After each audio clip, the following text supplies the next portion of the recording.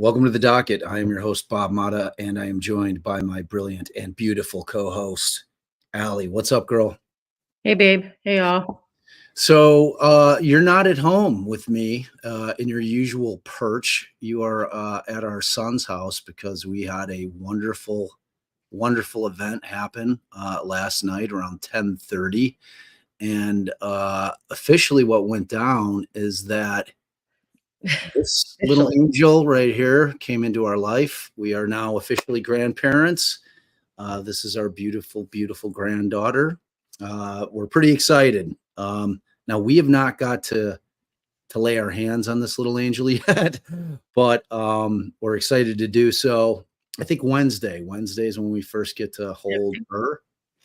They So, wanted some mother, father, child time. which makes sense. And, giving birth, I can imagine, is a pretty exhausting experience. And I think that it's fair that mom would want to relax a little bit without having a steady stream of people coming in and annoying the shit out of her. So I respect it. I respect it. And we have the rest of our lives to enjoy our grandchild. So I'm super excited about that. Did you pull that picture down so fast? Was that you? Yeah. I mean, It's our granddaughter. I can brag if I want. I know, but it's up to, I don't know. You're like technically. Oh, you know what? If people don't like it, tough shit. No, I'm not assuming that people don't like it. I'm just Oh. saying, who What? wouldn't like a beautiful baby? That's what I'm saying. I That's what know. I'm I saying. mean, it's like their baby to share. They shared. Like Scarlett told me that I waited, and Scarlett just told me that our daughter-in-law put it out on Snap to the world. So I felt very secure in sharing that picture. So all right. For like here's what I'm gonna do first. I cannot assume that everyone has heard of the Karen Read case. I'm gonna assume that most of the people here have, but for the purposes of those who might be just dropping in to say hello or to see what we're up to, I want to give a brief primer what this case is about, and plus it's good for our podcast because Darren will stick it at the very beginning. Basically, this case, the Karen Read case, is Officer John O'Keefe, who was a Boston cop, was dating a woman named Karen Read. And on January 28th, 2022, in Canton, Massachusetts, that is, they went out to enjoy some food, beverages, some company with friends. They started a bar called C.F. McCarthy's for a couple of hours. They hung there. Then they made their way over to a place called the Waterfall Bar and Grill to meet up with a larger group of friends, listen to some live music, and again, enjoy some beverages. Shortly after midnight, last call hits, and an impromptu plan for an after party is developed by Brian Albert, another Boston cop, who invites everybody back to his house for a nightcap. The large group then begins leaving the bar around 12:15 a.m., a few people at a time. Some people are straggling back. They all aren't leaving in one large group. And as they begin to head over the Albert home at 34 Fairview in Canton, and this is where the story gets a little murky, as the facts aren't exactly clear, but it's believed that Karen Read and John O'Keefe made their way over to 34 Fairview as John was texting with one of the partygoers, a woman named Jen McCabe. And Karen and John arrive outside of the Albert home at around 12:24-ish in Karen's black Lexus SUV. Now, so much for the dogs acting up. Oh, that made our dog bark. Isn't that funny? So Karen decided that she wasn't going to go in and that she was just dropping John off to the party. So different accounts from various witnesses inside and outside the house state that they saw the Lexus out front of 34 Fairview for somewhere between 10 and 20 minutes, depending on who you ask, before pulling away. Now, here's where it gets strange. No witnesses claim to have seen John exit the vehicle, and no witnesses claim that John O'Keefe ever made his way into 34 Fairview. Karen begins calling. So Karen goes back to John O'Keefe's place. And around 5 a.m., she starts calling people in a panic, stating that John never came home. By 5:30 in the morning, she's driving around Canton with Jen McCabe and another friend named Carrie Roberts, who was not at the bar or the house that night prior. And they're looking for John. And around 6:05-ish, they're approaching 34 Fairview, and Karen locates John O'Keefe lying motionless on the front lawn of 34 Fairview. She jumps out of the car, runs over to him.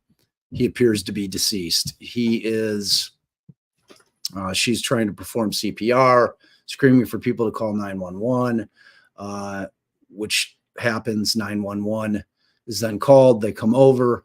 And from here on in, the story takes on a life of its own, not only in the case, but in social media, as after a bizarrely bad police investigation takes place, resulting in Karen Read being arrested initially for vehicular manslaughter or voluntary manslaughter, as it's believed by law enforcement, based on various panic statements made by Karen Read after John's body is found, that Karen struck O'Keefe with her SUV while she was backing up, making a 3-point turn. Now, shortly thereafter, a grand jury is convened, and the charges against Read are upgraded to a second-degree murder charge, which involves intent, meaning that she meant to kill him. Much different than voluntary manslaughter. So as a result, Read hires a second attorney. She had David Yannetti initially. When she gets charged with the second degree, she hires Alan Jackson.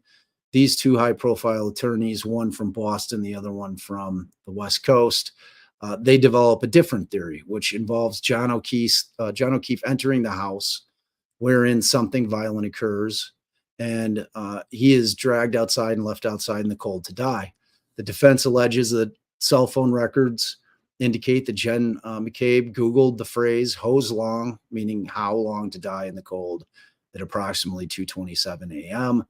That is a highly contested fact. However, the defense contends that supports its theory that the occupants of 34 Fairview were aware that John O'Keefe was in fact out on the lawn of 34 Fairview.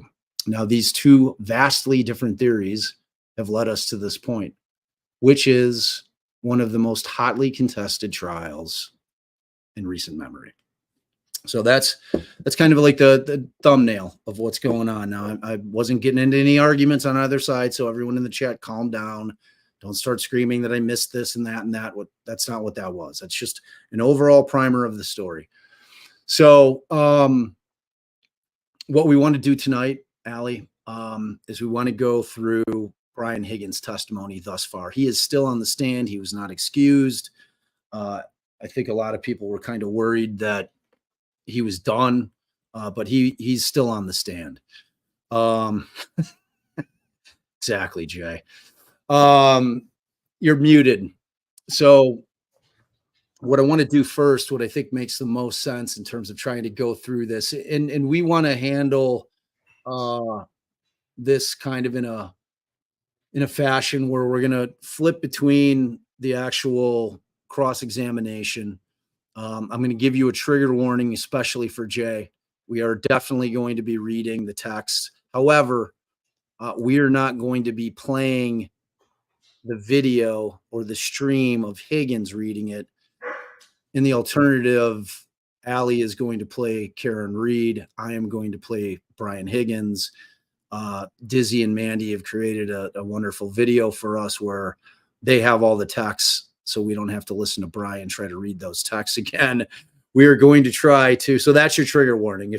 If they're just too much for you to handle, which I know for Jay was really on the ropes during the trial. He felt he was so red-faced, he was blushing, kept fanning his face like this. He was like, oh my Lord, this is too much for me to handle. So if it's too much for you to handle, you've been warned. And we're going to definitely be going through those texts. As Dizzy says, cringe mode will be engaged. We'll toggle that switch. And but we're going to go through them, and we're going to try to read them. And the thing about text messages is you never know tone or tenor. Like I've had this conversation on a live before. Like I hate arguing or doing anything really that involves emotion via text message because it's so easily misconstrued. You cannot, there's no way to give context when you're texting. You just can't do it. Emojis don't do it. I mean, they help a little bit, but in terms of trying to get into the mind of what these two folks were thinking when they're texting, we're going to do the best that we can, obviously speculating. But we think it'll be interesting. And obviously what we want to do from the attorney perspective is try to examine how it affects the case. Is his testimony, especially the text messages, the messages themselves, does that move the needle for the state? Does it help them cast Karen in a light where, look, this is a cold-hearted woman. This is a woman who's capable of murder. She's, openly trying to start an affair with one of John's friends, knowing that he'll more than likely than not find out about it. Did she do it as revenge for the Aruba trip, where Karen either misconstrued or correctly construed that John was flirting with or making out with one of the Sullivan sisters? I mean, who knows? But like that question remains, when we're trying to examine this case, you have to take all these things into consideration. And, the other theories, does it create a motive for Brian Higgins to get John O'Keefe out of the way so that he can be free to date Karen Read? Or does it create a motive for John O'Keefe to go in that house and confront the person that he has just found out has been macking on his woman? Like this is a night of drinking that started in the afternoon and went on for hours. Everybody had been drinking, and people do things that they may not otherwise do when they're not drinking. So we have to always consider that. That is a factor in this case. And like before I start, there's like a bunch of people on Twitter. I wouldn't say a bunch. There's a group of people that keep no, obviously is not my favorite word. That's like probably 43rd on the favorite word list. But there's a group of folks out there that keep misconstruing and misrepresenting what I'm about on this case. And I'm going to state it again. Jay and I have to state it. We feel like we have to state it every morning when we start our live stream. And just so you guys know, Jay and I are live streaming this trial, and I'm talking about the shaming of Jay every day. We have been from the start. Tomorrow we will be on Jay's channel. We are once again joined by fabulous former prosecutor, defense attorney, partner of Alan Jackson, Joshua Ritter of Courtroom Confidential. We love him. He's great. He knows how to play the game in terms of sneaking in questions, having discussions at the proper time, so that there's a nice flow with Josh on there. We love having him on. So that will be starting bright and early. If you're in the you're in the West Coast, it's disgustingly early. It's very, very early. It's like 6:45 a.m. For me, it's 7:45. Actually, it's 5:45 a.m. West Coast, 6:45 Mountain, 7:45 my time, which is Central. And then Jay gets the cushiest little amount of sleep there at 8:45. So we'll be live up and running tomorrow morning. We hope that y'all will join us over there. We know that there's a ton of competition on this thing. We think we bring a little something different. And if we're lucky, my brilliant wife will jump in because I always appreciate her input on it. So we hope to see you guys there. And tonight I did not stream to Twitter. I had been streaming to Twitter. Allison asked me not to. She thinks that it's eating into our audience over here. I don't know if it does or if it doesn't. I think that people at Twitter sometimes aren't YouTubers and vice versa. So maybe we'll see. We'll see how it shakes out. So I think without further ado, but I was starting on my mini rant. Jay and I we're on the fence on this thing. I am in no way thinking either way at this point. And I just want to tell folks out there that are in the free Karen Read camp that are like, oh, they haven't proved anything yet. Well, that case is coming. Like, and I've said this on our lives a bunch of times. This what Lally's been doing is very unorthodox, but it's a strategy. Like, he's put on what we would consider to be a pre-buttal case, meaning that he's putting on his what would otherwise be the rebuttal case, which would come after the defense's case in chief. And at that point, the state then comes on after the defense is done, and they put on witnesses to rebut what the defense put on in their case in chief. He has decided to front all that. He has put on his rebuttal case first. His case against Karen Read, I promise you, is coming. So you're going to see all of the Massachusetts state troopers. You're going to see the MEs. You're going to see their experts for the tech, the Cellubrite people. That's all coming. So I keep reading people like, where's the case for the, like, just remember how Creighton Waters did it in the Murdoch case. Like that, I don't know how long it went on, 3 weeks. He was doing, I have a fun, like Mia Beto says, I need a, like, have you not heard my Fun Pop voice? All right. Now that interrupted your train of thought of. All right. So, but what I'm saying is that case is coming. All right. So it's coming. Like, whatever case they have against Karen Read is coming. We're going to see all that evidence. Okay. And whether or not it proves that she is guilty of murder, I have no idea. Whether or not it proves that she's guilty of manslaughter, I have no idea. But what we are seeing during this case in chief thus far is the concept of the third party culprit defense, which the defense is trying to put forth. And what we have to do is we have to evaluate whether or not the defense is making their case, whether or not they're making enough, creating enough of a nexus, showing that there's enough there for the judge to say, you know what, I'm going to let you move forward on it during your case in chief. And it's an interesting question. You know, I mean, certainly Jay and I have felt that both, I think we've pretty much been on par with one another in terms of people that have been less than forthright, people that we felt that were very credible, people that we've felt were credible in some portions of their testimony, but weren't credible in other portions of their testimony. You know, I mean, it's like trials are ebbs and flows, and ebbs and flows can happen within one direct examination and cross-examination. It doesn't have to be, if somebody lies about one thing, that everything that they've said is a lie. However, if they have lied about something and you feel pretty confident about it, you can use that as a filter to ask yourself, can I trust everything else they just said? Or are they just lying about everything? So, I mean, you have to weigh those things. My point being, I have no idea. And I am not on either side of this thing. And I am going to, but what I am is I am absolutely going to talk about the defense's theory. And for anybody to say that we are now going to be pushed in, lumped in with people that are harassing the witnesses in the case because I refuse to acknowledge the fact that there's a third party defense, I'm never doing that. Not on this case or in any case.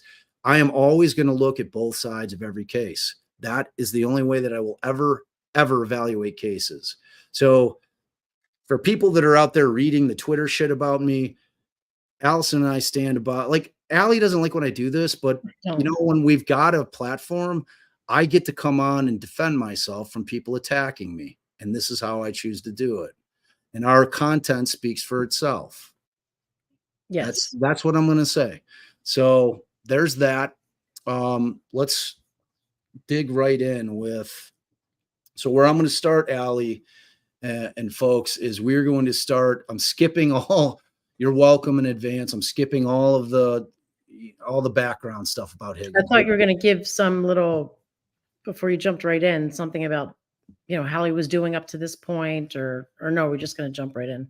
Or did you do that? I mean, the background was the background. I thought he was fine. I felt like he was fine. I thought he was holding up. I don't think that Jackson flustered him at all, but like, this is direct. You know, he's not going to get flustered and direct. So what we're going to do is we're going to skip all the bio, all the background of how long he's been a cop, you know, all the stuff that leads up to the stuff we want to listen to. So we're going to start with the portion of the direct examination where Lally is asking him about his friendship with O'Keefe. Okay. And they go through a few of the messages that were sent between Brian Higgins and John O'Keefe. And I think that Lally's doing that to establish that John O'Keefe's not a stranger to him. You know, that wherever their relationship was, whether it was the beginning of some kind of friendship, or it was just a couple of guys that happened to all be cops or texting back and forth, acquaintances that text each other, whatever, but that there's some type of relationship that exists between Brian Higgins and John O'Keefe. So let's check that out. And I tried to timestamp this so we can watch the appropriate portions of it. All right, so let's rock and roll. And babe, if you want to jump in, just let me know. What, if any, interactions did you have with his nephew? We were playing video games together. And so the text, if I could direct your attention back to the text communications before you with Mr. O'Keefe on that last page. Specifically, there's text that exchanged between the two of you on Sunday, January 16th, correct? I see the text. That's about 9:30 in the morning, is that correct?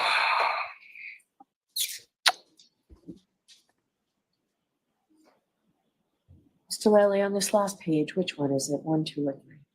About the middle of the page. Can you repeat that again? May I approach the witness? Yes.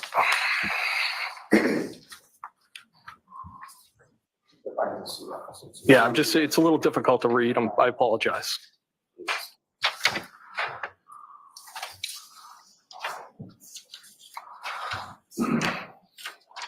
Sure, I would direct your attention to right about there where it says Sunday, January 16th. You see that, sir?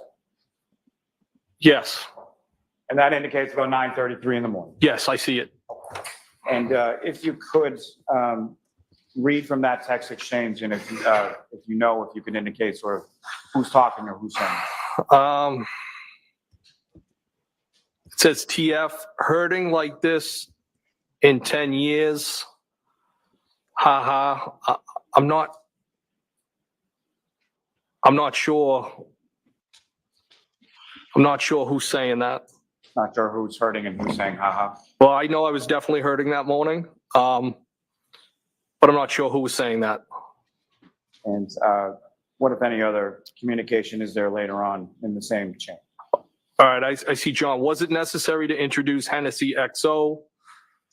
Was I really playing video games? That would have been me. And then it says, I blame Karen. Yup.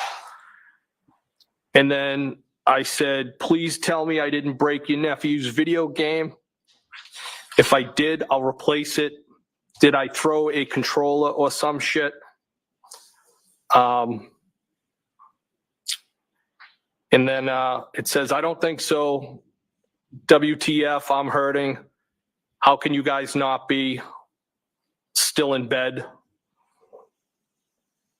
Is that the end of that? And then The conversation? it appears to be, yeah. Yes. Then the next conversation begins on what's indicated as Saturday, 12:20 a.m. Is that correct? Yes. And is it your recollection that that was January 29th? Yes. And is that the message that you sent to Mr. O'Keefe while you were in the residence at 34 Fairview Road? Yes. I said, are you coming here with followed by 3 question marks? And again, Mr. O'Keefe, based on your recollection and based on the records you have before, you never responded to that text. Is that correct? That's correct. And you never saw him after that, correct? Never again, no. I approach just to retrieve, Your Honor? Yes. All right. So that's kind of the first deal there. All right. And like, what do you think he's trying to establish there, right? I mean, I think, like you said, well, that they're not strangers and that sort of like they're friends or friendly. Right. And for what purpose though? Like if you're Lally thinking like, all right, I think that this is relevant in terms of trying to establish that there was something between these guys, that he Right. wasn't a stranger. Right. And that they weren't estranged, like that they got along well enough. So this guy's not going to just murder him. Yeah, I think it's even bigger than that, because he goes right into the messages. Like, so he's about to drop the giant stack of text messages right on the witness stand there. And I looked at him like, wow, that's a lot. It's like going into the trial, we'd only heard about a couple. So this was obviously way, way more than a couple. And just in terms of, I think that Lally did it because it gives us a basis in terms of Higgins' state of mind, where I think if a guy even meets somebody who is hitting on him, who that guy knows is in a relationship, even if meets him for a couple minutes, it changes how that person is going to perceive what's happening via the text stream in terms of her coming at him. There is no question that she initiated that text stream and kind of this, like, whatever you want to call it, right? There's no debate. I'm not like, No, if no somebody- one's, that's obvious, right? right. That's obvious. And the other thing that I want to say, like preceding the text messages, that I think is that this is a small town. Now, we know that a couple of the Alberts were on their Aruba trip. Okay. So, but I know I laughed because you might as well just say Aruba. no, I'll never do. It's the Aruba trip. So, but the thing is that in this small town with this small group of people, this clique, the inner circle, you could be guaranteed that everyone in that clique knew what had happened in Aruba with the Sullivan sister and Karen, including this guy. This guy knew that went down. I have zero doubt about it. His best friend's Brian Albert. Wait, okay, give me a way I'm that just you saying he didn't act like he did you'll get to it, but do you believe that? I actually didn't give it much thought. I mean, But doesn't how? But if you didn't give it much thought, then like, how are you able to try to judge where he's coming from in those text messages? So I did put some thought into it. I came to the conclusion that there's 0% chance that this guy did not know what went down in Aruba, okay, with John and this girl and Karen. That they talked about it. It's like a knitting circle. Oh, you should have fucking heard what happened with fucking the Karen and the Sullivan sister, that whole thing. Like it definitely was spoken about within the circles. I mean, like, I really, think it was the McCabe's that were there, or I don't even know if it was whatever, McCabe's or whoever it was, whoever think, it no, was, I'm whoever not it may have been, they were a part of the circle, maybe periphery part, but it's definitely going to be one of those things that's going to be talked about. It was like an event. Well, was clearly like- it was known fast enough because it got to Proctor within days to go out and interview these people. So- Exactly. That's precisely my point. So he knows at the time that Karen starts texting him. And so as a dude who's getting hit up by a girl that he knows is dating a dude who he may or may not be friends with, but who he at least knows, who he's been to his house, played video games, watched a Pats game over there. He's a fellow cop, like, Yeah, but we also know he only did all those things because Karen invited him and he had turned down any other invitation. well, I mean, but this came about after the Aruba trip. What I'm No, I saying, understand, but him going to the house was only to see Karen. I get that.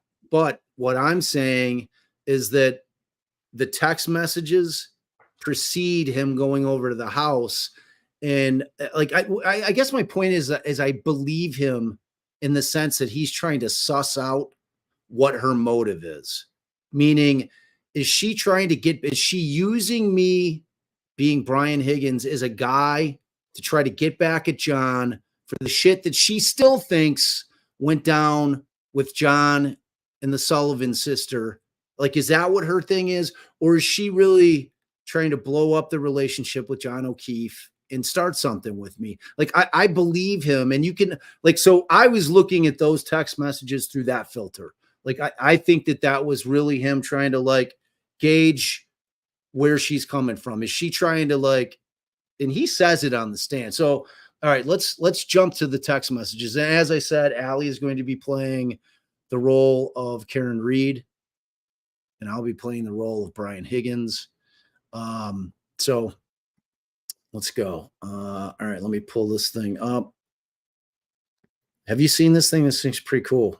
What Dizzy and Mandy did. I like it. All right, so I got to get this guy down. Boop. All right, so we're going to pull this guy up. Full screen there. All right, started at the very beginning. All right, boop. All right, now, oh, wrong screen. What? Sorry. Share screen. Boop. Boop. All right, that's the one.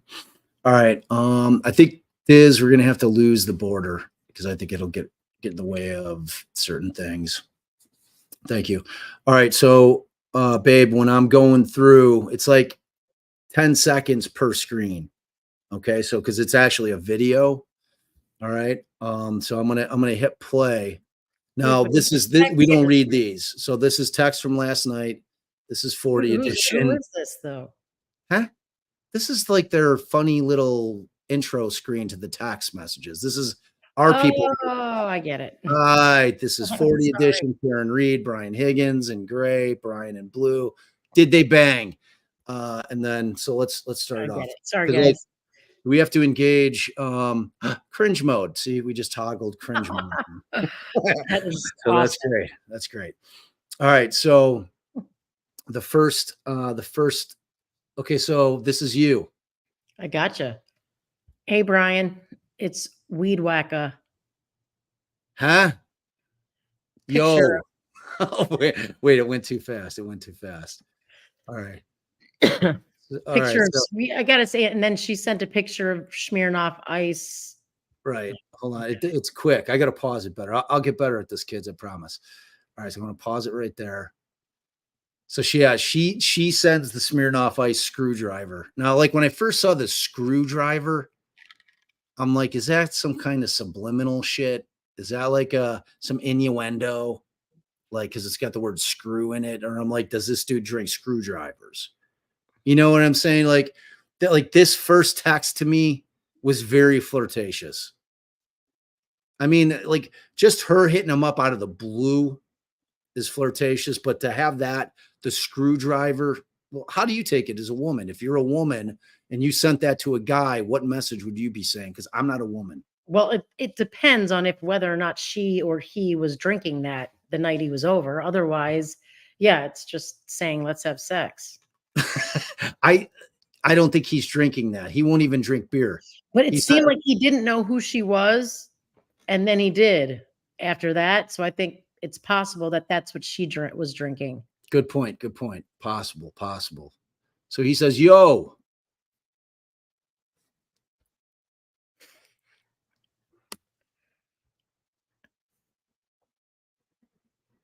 All right. So that's Did you try those Smirnoff screwdrivers? I stopped at the Hilly for one last night. Ha ha. That's how he says it. I'm going to say like, ha, how'd you get my digits? The Melissa and Lito show. I thought you creeped John's phone. No way. I was the last person in the greater Canton area who didn't have your number. I think even Carrie has it. What? I don't give my personal number out to anyone. How would Carrie have used my number? I'd prefer Weed Whacker. So, I mean, we have to tell people then there's like, these are not consecutive. He jumps around. Right, right. So this is so just so you guys know, this is how they were shown at trial. So everything that they put up at trial, we have here. So there's definitely going to be some gaps that are missing in terms of context, but I think for the most part, there's a lot of it. Like, so Lally's obviously trying to put in the stuff that he thinks is hard hitting in terms of, you know, it's making a point. So, I'd prefer Weed Whacker. well, that's the thing about nicknames. We were tossing around the idea of a short vacay with the current show. Wanted to see if you were game. You don't say. No, Vacation where? no, you don't have a say. He's Oh talking- yeah, you don't. Yeah, that's relating to the. You don't have a say. Vacation where? I know they need to happen organically. I'm the queen of nicknames. Was just going to rent a beach house in Fort Lauderdale. Something quick and easy. I'm the queen of vacays too. Always a good time. Okay. All right. So let's see. I wonder if there's a way. Oh wait. Okay. I'm going to Nashville next month, 19th to the 21st for a benefit. One of our guys got shot in the head. You guys should join us.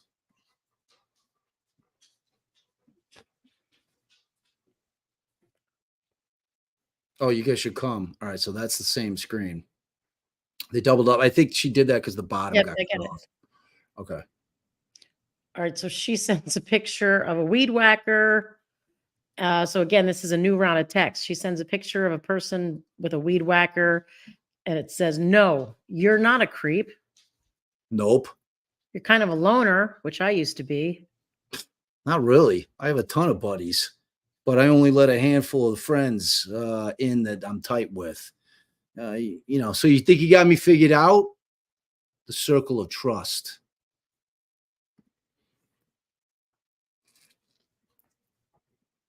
See if we can figure out the timing. We could read them, but Well, let's try this one. all right, let's try to do it quick. Go. Yeah, I said loner, not loser, smiley face. I assume you know a lot of people. You never really figure anyone out completely. Your dad died when you were young? He died in March of 2020. I am so not a loser. You won't figure me out. No one is a loser. I just didn't mean loner to imply friendless. I'm sorry. That's recent. It wasn't COVID, was it? Cancer. I know you date girls and you don't. Damn it. Wait, this is right. I know you date girls who don't lock the house behind them, and you are private. Wow. It's going fast. All right, hold on. I thought the girl said about 10 seconds. It's definitely Sorry. not 10 seconds. I know you date girls who don't lock the house behind them, and you are private and observant. I'm sorry. What kind? As of to the cancer. You're right. Lung, brain, kidney, and pelvis. How do you know all these things? Yeah, the timing. Go. You're funny. Yikes. Wow, that's rough. Jesus, I'm sorry. We chat a lot at the hillside. Don't be sorry. Life is hard sometimes. Oh, God damn it. That is not 10 seconds. It's the same one. Keep going. Oh, wait, it is? Yes. Life is hard Uh, sometimes. I always. Oh, wait. No, it's not. Yes. No, I don't think Okay. so. Because she does say that. Right? Hold on. I'm getting confused. He died. How do you know all these things? All right. I think she repeats. So he says, don't be sorry. Life is hard sometimes. I always figure out. Who chats? Life is hard, but losing people is the hardest. I'm sorry. We chat. That's all you got? We chat? Sure you're from Brockton? Spit it out. You and I chatted about the girl who kept forgetting the door lock. Oh, yeah. Now I know what you're talking about. Now I'm with you.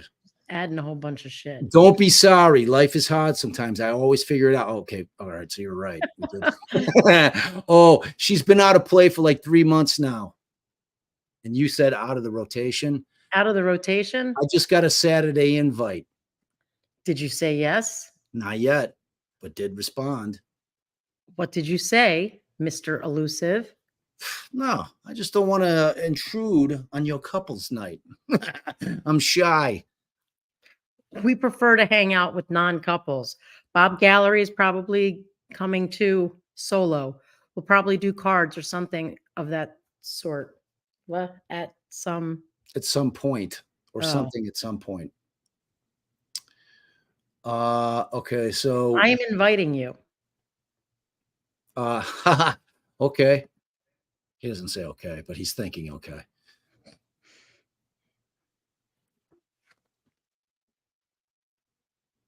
John said, quote, Brian is being wishy-washy now.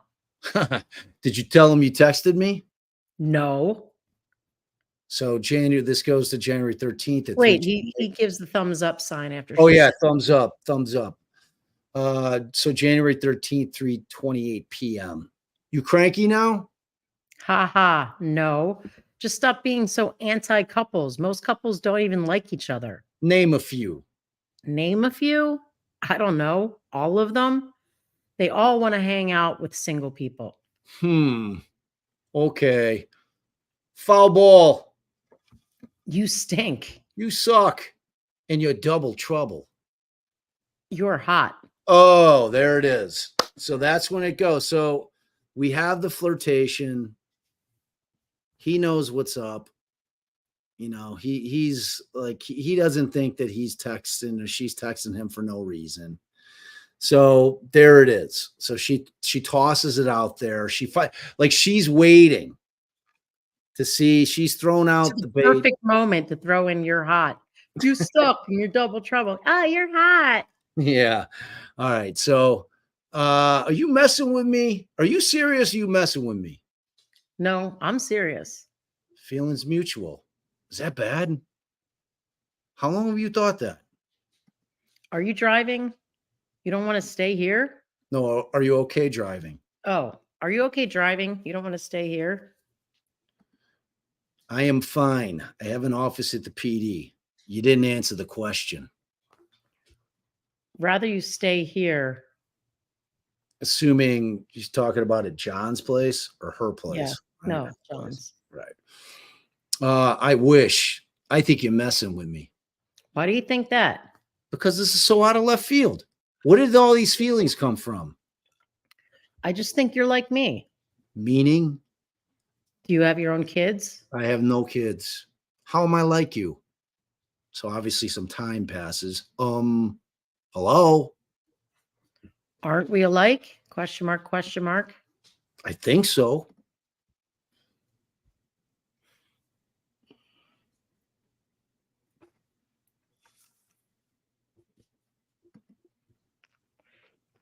And then he says, so why did you get my number and reach out to me? And then it looks like he may have done the question mark because it's in blue. So Gotta she didn't answer right away. Correct. So it's definitely him. He just wants her to come right out and be like, because I want to bang I you. want to bang. Shoot straight with me. I told you, I think we're alike, right? Question mark, question mark. Yes. Agree. Now what? I don't know. Shouldn't you know? Do you like me? Yes. From jump. When was jump? First time I saw you.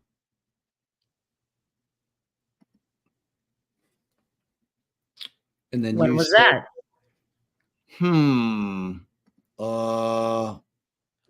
Hillside for so I can't. We'll wait because that'll probably be on the next hillside for sure. When were you interested? I don't know. You're just my type. You think you can handle me? I thought you were happy. How do you know if I'm happy? Question mark, question mark. I just assumed. Are you hard to handle? And then I think he question marks it. What do you like about me? I just feel like you're from my neighborhood. Yeah, ditto. Now, Allie and I were trying to figure out if this is like a euphemism in like the Boston area, like that you're my kind of people, like, you know, that we're similar, not that, you know, they're from the same neighborhood. He says, Or yeah, that they actually are from the same neighborhood, and that's kind of what still the same along the same lines, that if you're from the same neighborhood, they're kind of people. right. Which I think is what the saying means. Correct. I get you. So yeah, ditto. And down there at the bottom. And I think you're hot. I do think you're hot, babe.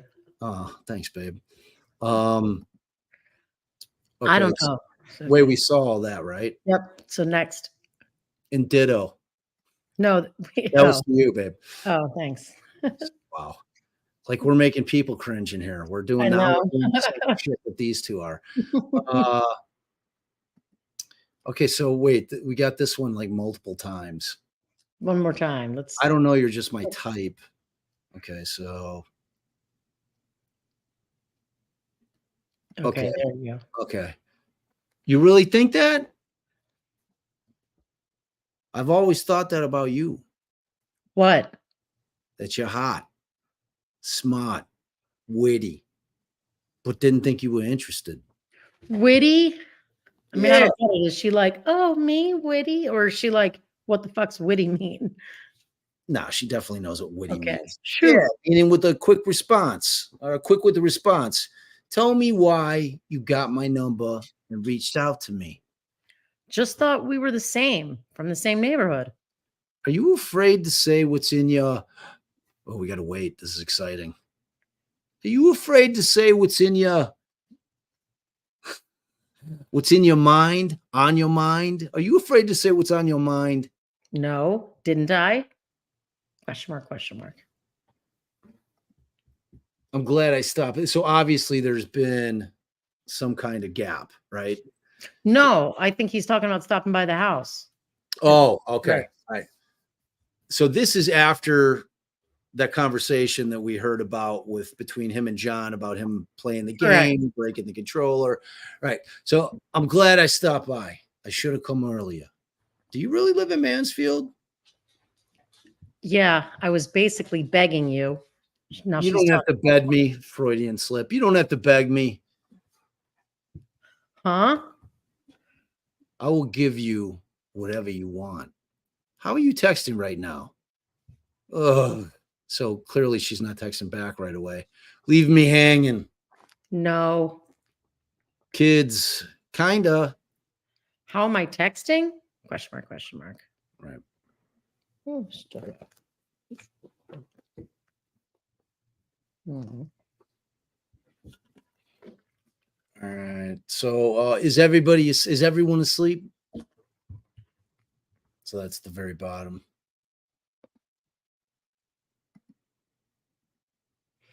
I'm just wide awake on my phone. Yes, they are. I should have stayed. So now what?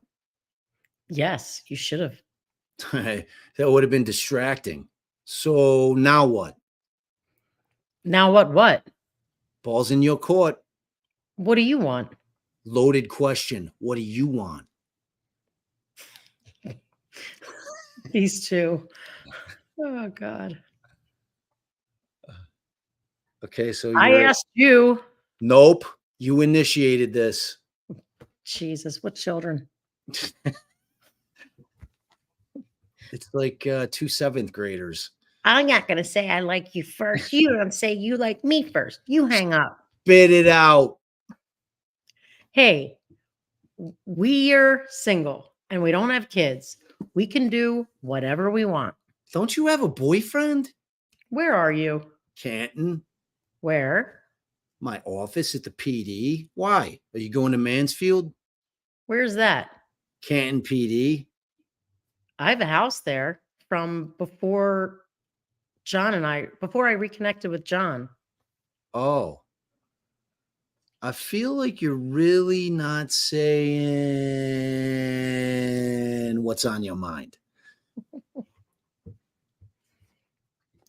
He's still begging for it. Just tell me. Shoo. You want to bang me. Just say it. Yeah.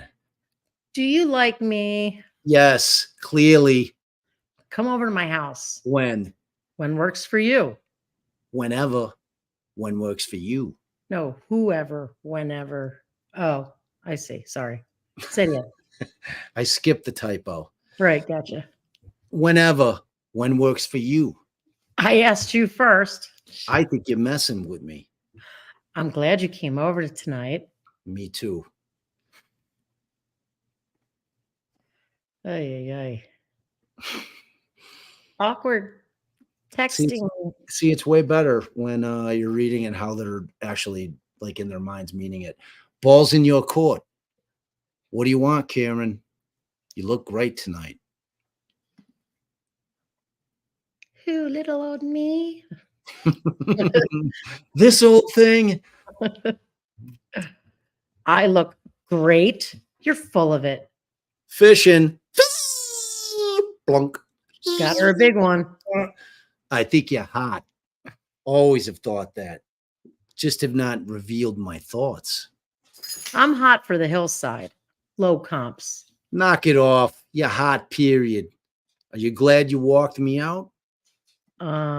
Yes. Smiley face. Are you? Deaf. Wow, look at him trying to be cool. Uh-huh. So he says, yes. Are you going home tonight or tomorrow a.m.? For frame of reference, so during this part of the questioning, testimony comes out from Higgins that when she walked him out of the bar, that No. yeah. When What? she walked him out of John's house. Oh, so when did the walking out of the bar lay to smooch on him happen? That's what happened walking out of John's house. So I'll tell the story. So Tell the story. when Higgins is leaving John's house, he testifies that Karen, whichever way he was heading, she redirected him a different way and then walked him out and kissed him. And so, but there was a lot of questions. He was like, his response is like what kind of kiss was it? He's like, it wasn't like a friend kiss. Right. And he Right. just he gets into it a little bit more, making it sound like it was somewhat of a passionate kiss. Right. It was like probably like a heavy on the, like a, not a tongue kiss, not a, she's not busting slob with him, but she plants one on his lips. Right. Which, it'll take you aback a little bit if somebody kisses you right on the mouth. You kissed me right on the mouth. All right. Yes. Are you going home tonight or tomorrow a.m.? We kissed, right? Is this a trick question? I don't know when I'm going home. I am selling my house. And then like the teeth face, like, Right. Was what a trick question. Three questions. Are you moving to Canton? I'm following your lead with this. I live here, but I have a property in Enfield. Why my lead? I don't want any responsibility. You started this, right?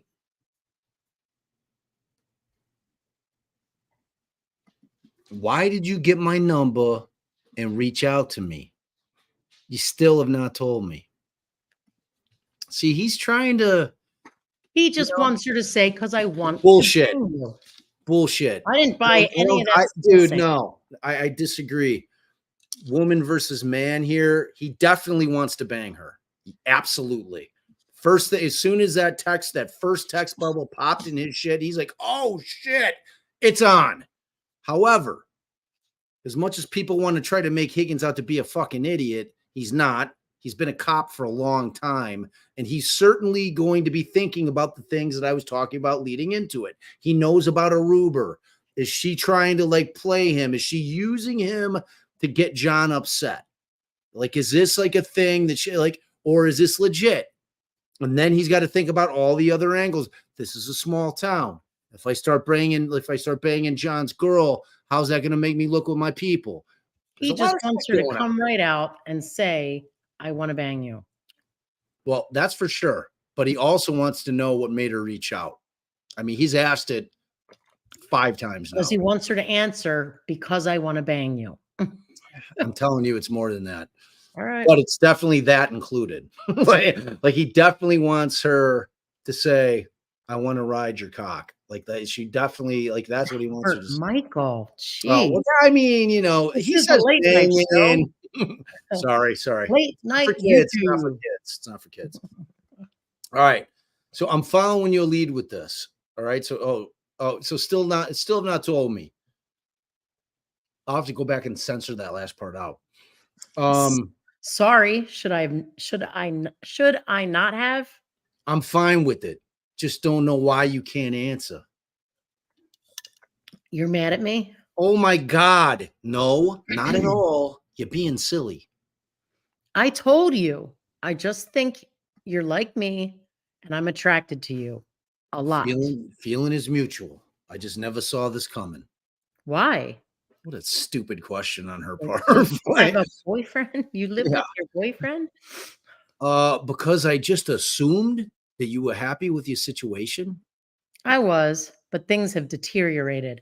But boom, boom, long drawn out to get to that. Things have deteriorated.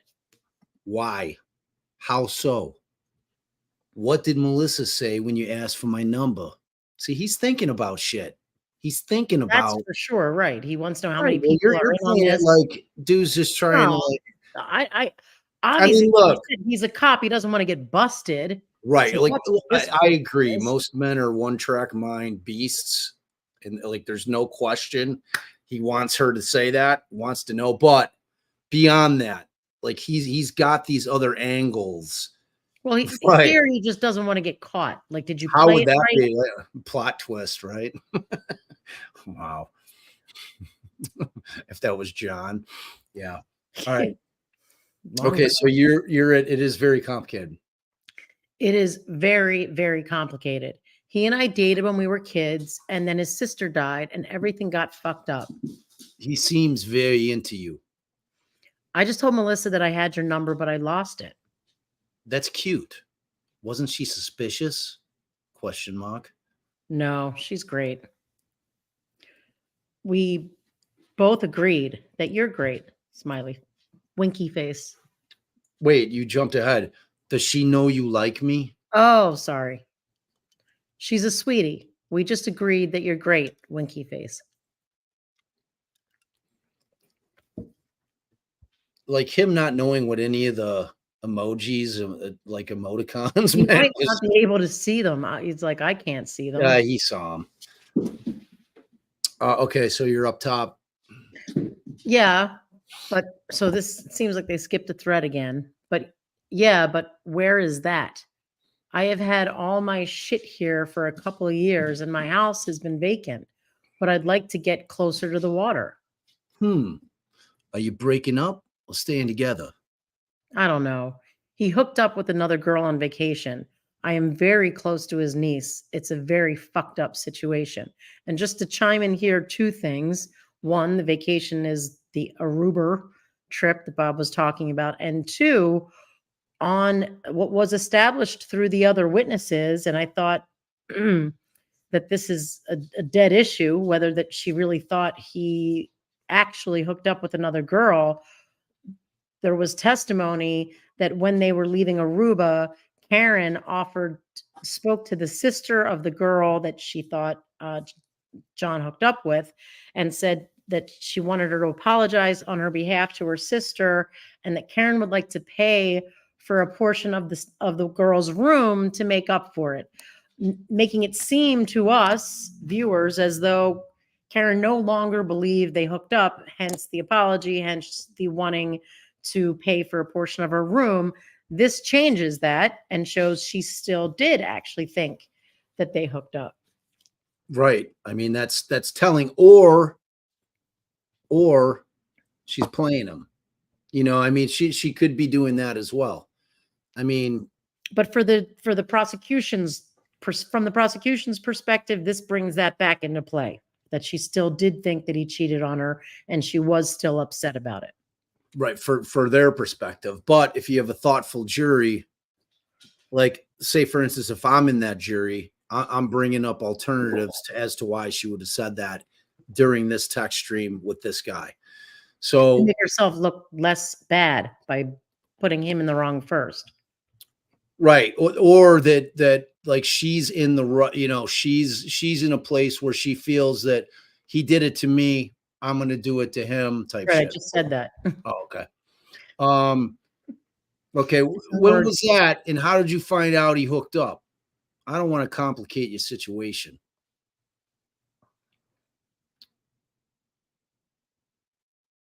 Are you gonna wait till it pops up? Yep. Okay. There it is. We were away for New Year's, the four of us. I put the kids to bed and found him in the lobby of our hotel, all over one of our friends. Whatever, it doesn't matter. It does matter. See, he's hook, line, and sinker on that shit. Sorry, I was just asking. I was just trying to figure this shit out. It doesn't really matter. Okay, I won't ask again. I don't care. Smiley face. It doesn't matter. Okay, hear you loud and clear, Karen. Okay. Why you getting your thong all twisted up over simple questions? I'm not, am I? Question mark, question You're mark. getting kind of defensive. Not at all.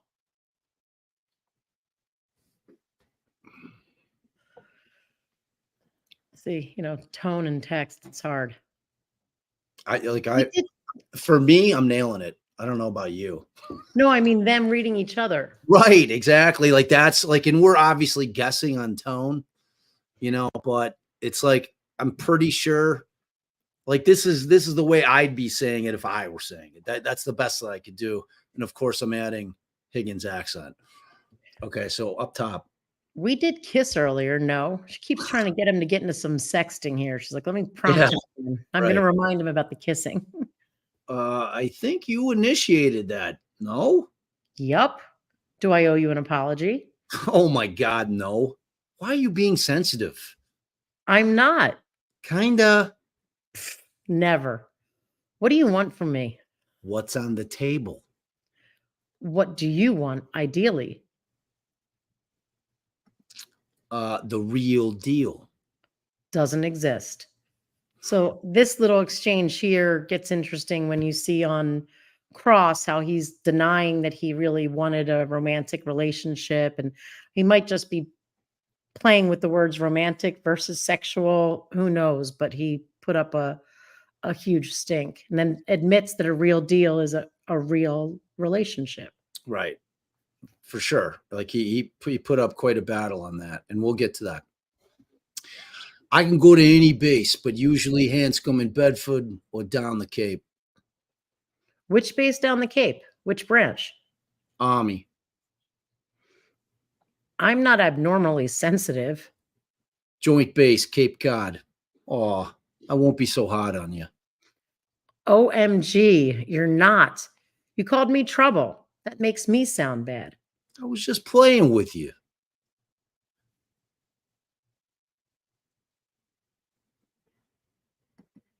You weren't, but that's okay. Stop being sensitive. Please. I am not. Okay, we got a dupe there. Little Yep. dupe screen. I can get more water.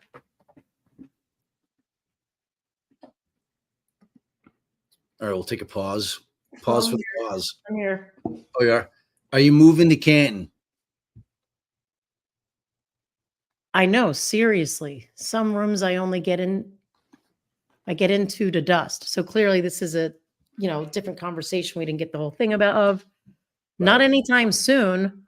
I'm there most of the time, but sometimes it's a lot. A lot. Why? Do you even know what you want or who? Because I went from being solo to trying to give attention to kids who aren't mine. And I never wanted kids. I thought you were happy in this relationship.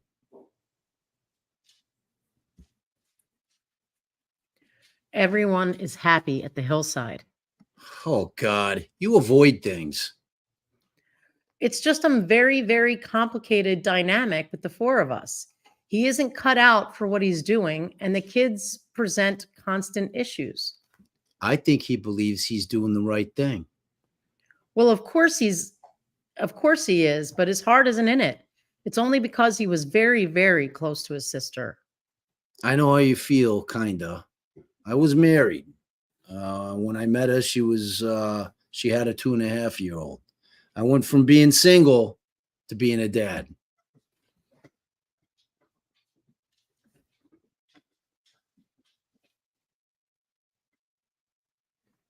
It's hard. I am divorced since 2017 and I have no kids.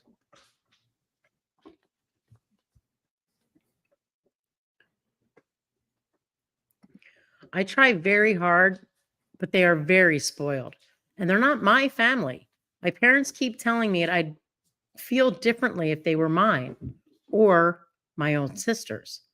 And I told you he got drunk and sloppy on New Year's Eve while we were away and that really affected me. What exactly did he do? I never got married, and now somehow I'm arguing with someone about raising kids. Why Rolling won't you tell me?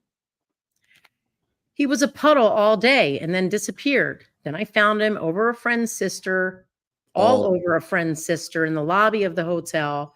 And she's gross, which I think actually made it worse. Not sure. Oh, God. Did they bang? This fucking guy. Oh, man. So I was with the kids celebrating New Year's Eve without him, which shouldn't be my role. No, I doubt it. He was a mess. Couldn't get it up. Was it the first time with her, or do you think there were others? I don't really think there were others. I'm with him all the time. He never seems to want to go anywhere without me.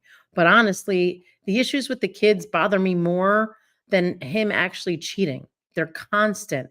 And I feel like it feels like a lose-lose.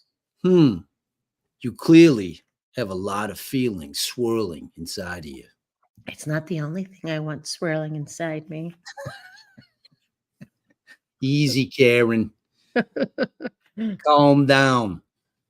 I mean, she's pretty wretched the way she said that about the sister's, the girl that the sister's sister or whatever.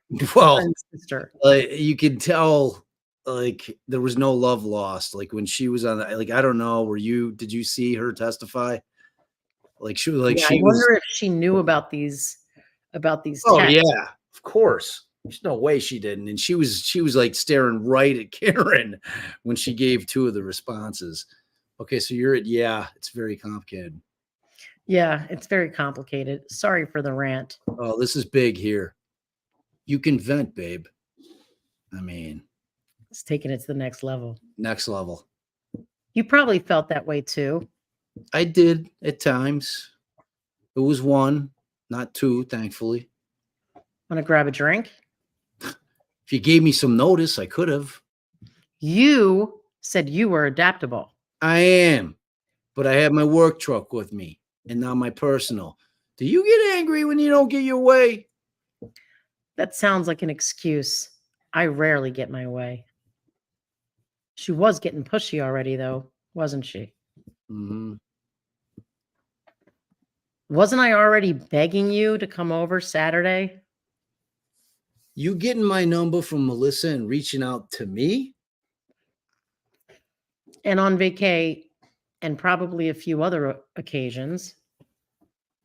So you didn't really beg. I asked at least twice. How do people usually reach out to each other? Why would I have thought that you had any interest in me? Usually do it when they don't live with somebody. Maybe, maybe not.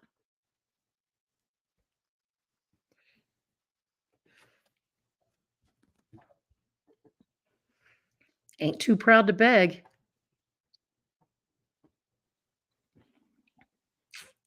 All right. Thanks so for let's- saying that, but low comps at Hillside.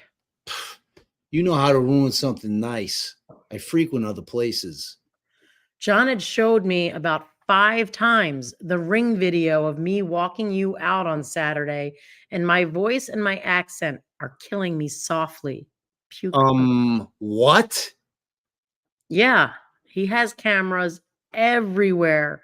You cops. Eye rolling emoji. Jesus. He's like, Christ, are you guys hooking up? Oh my God. Great. I could go on and on, but I do not want to pump your shit up too much. Oh, so that Wait. was we missed. So this is back. So this is like we're past this. So Oh, we missed that one. I could go on and on, but I don't want to pump your shit up too much. So then it's I don't need drama, dude. no, it's fine. Seriously. I am serious. You legit planted one on me. I know where the cameras are anyway. Duh. Oh my God. Bruins? Rolling his Yes, her it's eyes. the Boston hockey team. Oh, the So your Bruins are really slick move fucking up isn't on right there? now. Huh? What? The Bruins are really fucking up right now. Pivot. So your slick move isn't on there? Of course not. Oh my God, I almost puked. It was a peck anyway. I kissed Carrie and Gay Jeff too. Poor gay Jeff. Yeah, I think that says Weak. yeah, weak. I agree.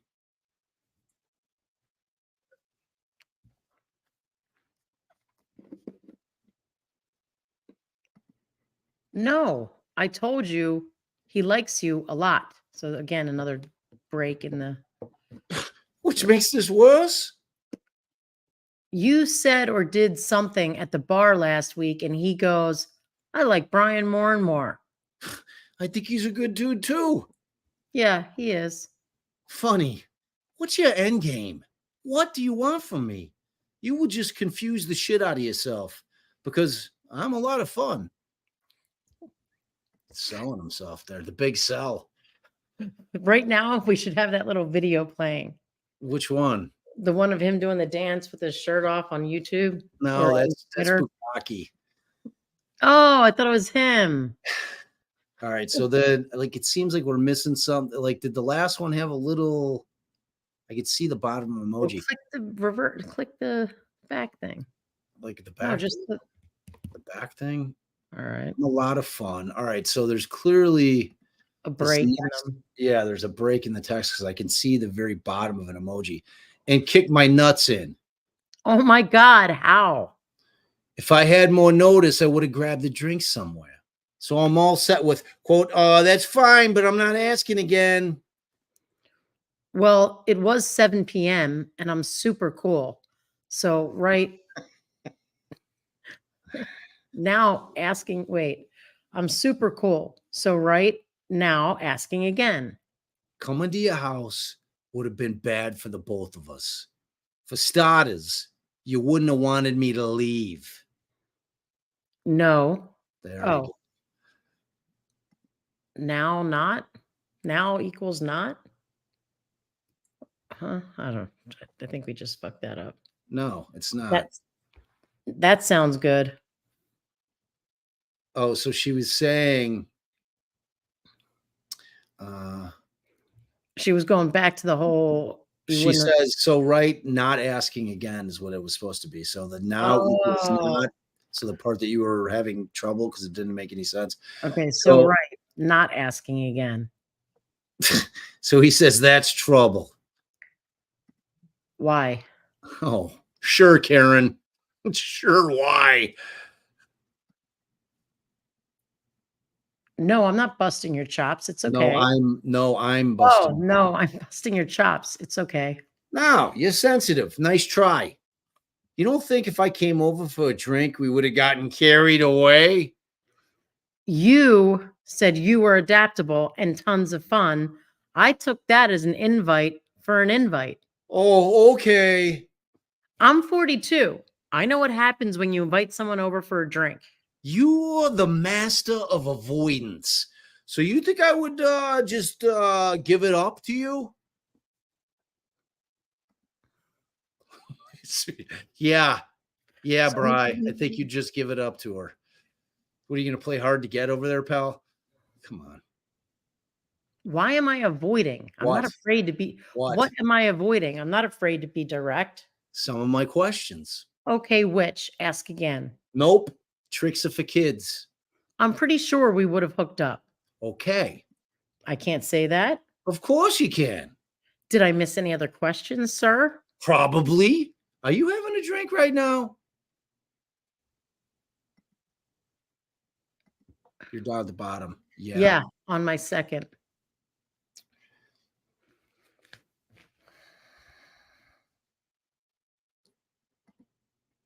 None of that is true.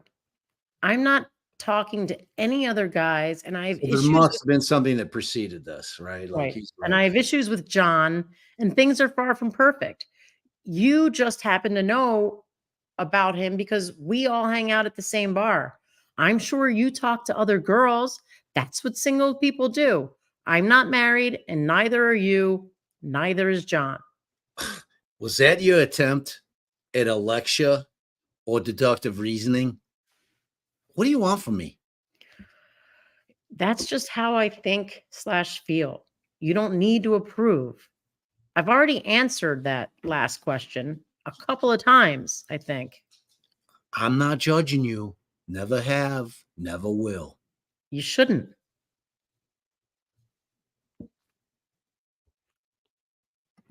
I Okay. don't know what your private life is about, nor is it my business. See, that kind of shit throws him off. Mhm. My only point is that there's a difference between being married to someone and dating them. And we have no intention of ever getting married. The point of dating is not to get tied down if you're not confident you should be, in my mind anyway. The first two, but I don't care too much about the other girl. Okay, so he's cool with you dating other people? And I'm not happy per se, just realistic that there's cracks and it's far from perfect. I doubt it. If he's seeing someone else, I wouldn't want to know either way. He probably feels the same. And you probably feel that way about whoever you hook up with. I think that's normal. So she's telling him she just wants to fuck. Right. She's DTF. At a bar. I wasn't suggesting anytime soon. I know you're with your friend. I meant my house. Probably after 8. Okay. If you don't want to, that's fine. No pressure. I will. A drink? What do you drink? Are you out now? Sorry, I'll drink whiskey if that's what you're having. That's what I drink, girl. That's my shit. I'm a brown liquor guy. I made that up.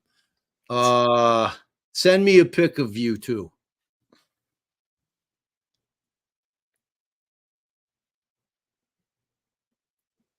And then it Stranger. So sends so time has passed. So there's like gaps in time. All right. So now we're at the 23rd.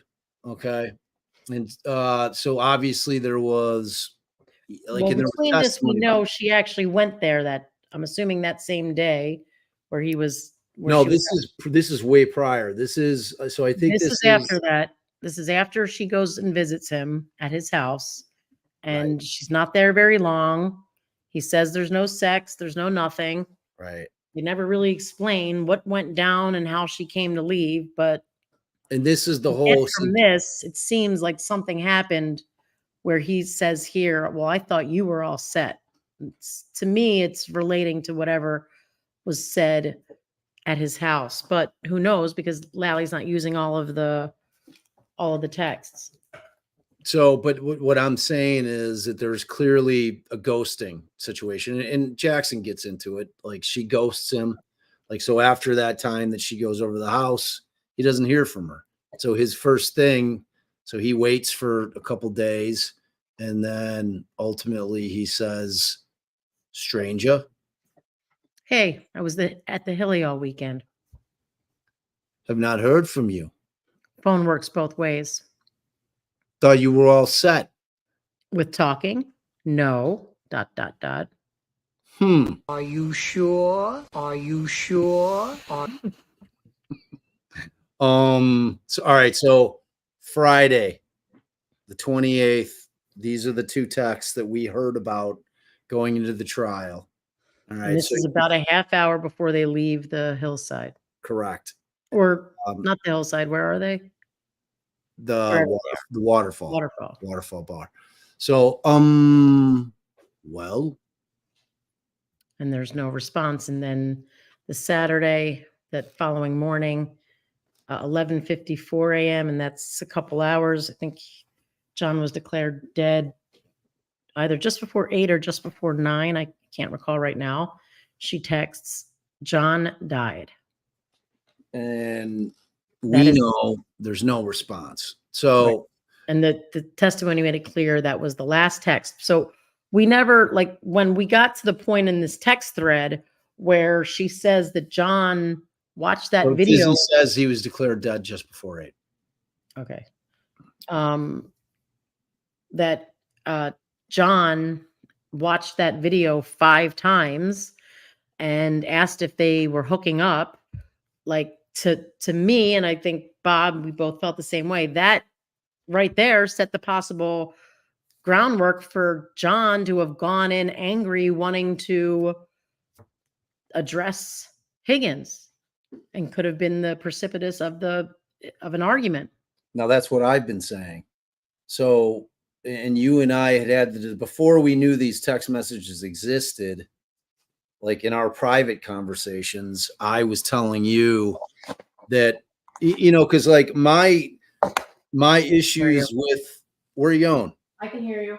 Okay, so my issues with the conspiracy thing, aside from the difficulty and the unlikelihood of it being a vast conspiracy beyond the people in the house, like involving all kinds of EMT, I just don't think that that's what it is. I just, common sense tells me that that's not what it is. You've got too many people that have the Alberts and the McCabe's have no sway over, they have no hold over these people to where they would go about lying and covering something up. So in my world, it always had to have been, if it existed, a core group of people in that house, and then limited to Proctor. If Proctor was helping him out on the investigation portion by just not investigating, like that's all Proctor had to do, was not investigate. We're not going to really look into that part. You know what I mean?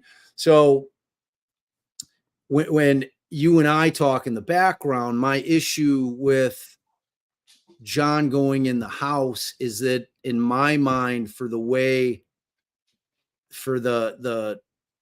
kind of the timeline to work, it always had to have been that something happened quickly. Okay. And meaning that when these came out, it then made a very clear picture that obviously Karen and Higgins were doing this. And she puts that text in the middle kind of the thread here, where whether she's fucking with them or whether she's not, she says that John saw the video of her walking him out when she plants the kiss on him. Well, that John made her watch it 5 times. Well, whatever. Like, the point being that John saw it and he knew of it and it pissed him off and he made her watch it 5 times. Like, would John be asking her, do you have feelings for him? Like, if I saw you plant a kiss on a dude. No, she says the kiss wasn't on there, but he could hear. Backtracked it, saying that she knows where all the shit is. Right. But he heard her voice, what she was saying, and the fact that he walked her out. And he was suspecting it just from that. Okay, hold on. She said, my voice and my something was killing me softly. Oh, my voice and my accent. So no, I disagree with the way you read that. The way that reads, if that was me getting that text message, John showed me about 5 times the ring video of me walking you out on Saturday. And she's saying about herself, because she can hear herself, that my accent, my voice and my accent are killing me softly. I do not think that means initially that John didn't see. And he certainly took it as John saw. She said John didn't. honey. Then he I follows it up think with, it's yeah, from- he has cameras everywhere. You cops. Jesus. He's like, Christ, are you guys hooked? Like, dude, no, I completely disagree with you. Okay, well, you can't disagree with the fact that she told the guy the kiss wasn't on the freaking video. Yeah, That's but what she said. after she drops the bomb and see how he is reacting I to it. understand, but she's trying to make it seem like it wasn't. So either it really was and she's lying, or whatever she was saying with her voice and her accent, it was clear that she was being flirtatious. But that was my whole point, is to whether or not John saw the kiss or he didn't. So, like, because remember, I'm talking about, does John have knowledge? Does John know that this thing was going on between her and Brian? He's And got you enough to ask the question, are you guys hooking up? And to me, that's enough. Whether he saw the kiss or didn't, whatever he saw, whatever he heard, made him very suspicious and asked if she, and he even asked her if they were we don't hooking know up. if she's telling the truth about that. Like, we don't, like, my point is, we don't know what she's lying about or what she's telling the truth about. She's claiming that she knows all the, the blank spots, like in the video, like that she was able to walk him in an area that wouldn't be caught on video. And then, but she puts it out there initially as if it was caught on video and that John saw it and that John grilled her about it and made her watch it 5 times. And then John asked, are you hooking up? So my entire point, we're getting off track, because my point is that either Brian Higgins is now a known enemy of John O'Keefe because he's macking on his woman, whether he wants to be with her or not. That's not the point. Men are territorial. Whether he wants to dump Karen or not, if he finds out that Brian Higgins is hitting on his woman and more, he's going to have a problem with it. That's just facts. That's how men are. Like, we're But not enough to have caused an issue while they're at the bar. Yeah, but he's not a savage. You know what I'm saying? Like is like, and that was what kind of led me to, maybe he didn't see the video, maybe that was bullshit, and maybe, just maybe, while Karen's driving, either because like somewhere I saw it in testimony or something, that she says that she was following the directions on John's phone from John's Waze. So when he calls McCabe gives him the address. Like, if you were driving, I'd put it on my phone, but I'd plug in. You know what I mean? I'd plug in. So the question then becomes, if his phone's plugged in, is it possible? And of course it's possible that he picks up Karen's phone and then he sees the last text that she gets from Brian Higgins at 11:43 is, well, and then scrolls up. And then that's what starts the argument. I mean, like, you've poo-pooed it, which is absurd to me, because that's What do you mean? I'm not poo-pooing that. No, not now, but like in our earlier conversation, you're like, no way. I'm like I would imagine that they knew each other's. I don't know. I'd like to see in the text, like, in terms of couples, like longtime couples, how many of you out there on the stream like know your significant others, like, codes, your passcodes? Like, Allie and I know each other's codes. Like, if Allie needs my phone, she gets on my phone, and vice versa. Like, is that a normal thing? Like, they're dating, they're not long term. I mean, I don't know that they're at a place where they have each other's passcodes, because like, he would have to know her passcode unless she had the phone open, set it down, and he picked it up. My point being that if he runs into these text messages and they're arguing about that, that's what the 10, 15 minutes in front of the house is all about, because that is the best explanation as to why Karen didn't go in that house. It could be a combination of, she knows that she's been texting Brian, but if he doesn't know, I don't think that she's afraid of going into the house. So to me, that says he found out, they're arguing about it. And in a world where he goes into the house, this is all how that story works. This doesn't mean that I think it's what happened, but this is the only way that I think that story, the defense's story, works. Now, whether or not it's true, I have no clue. But if he sees this text thread and they're going at it, he's going to be pissed. He's To drunk. me, that's the only thing that makes any sense to me is that it's Higgins related. If he went into the house, Exactly. either No. he saw the text, or he saw an exchange at the bar. He saw some interaction. Totally. You Because he's know. got no beef with Brian Albert. He's like the shit with Collins bullshit. He's not going in there and Yeah, picking a fight with a And again, it seems like 16-year-old kid because he quick to walked happen in right drunk. away. Right away. Exactly. Goes in hot. He's Right. going in hot. And whether it's he goes in and like this is obviously speculation, but this is what you do. Like this is how you try to work it out, right? So like, but that in my world, if it was a situation where he wasn't hit by Karen, this is the only way it works out for me. Is that Or your slip and fall idea. or my slip and fall? Right. But if he went in the house, this is the Right, only this is- theory that makes sense to me if he went in the house. That's what I just said. I Remember agree. how yeah. So all right. I want to slip back into the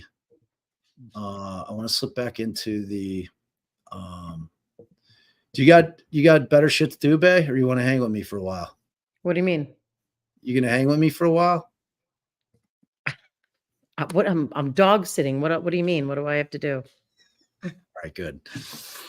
Okay. All right. So all right, what I'm gonna do now is I'm gonna skip to 236 on this puppy.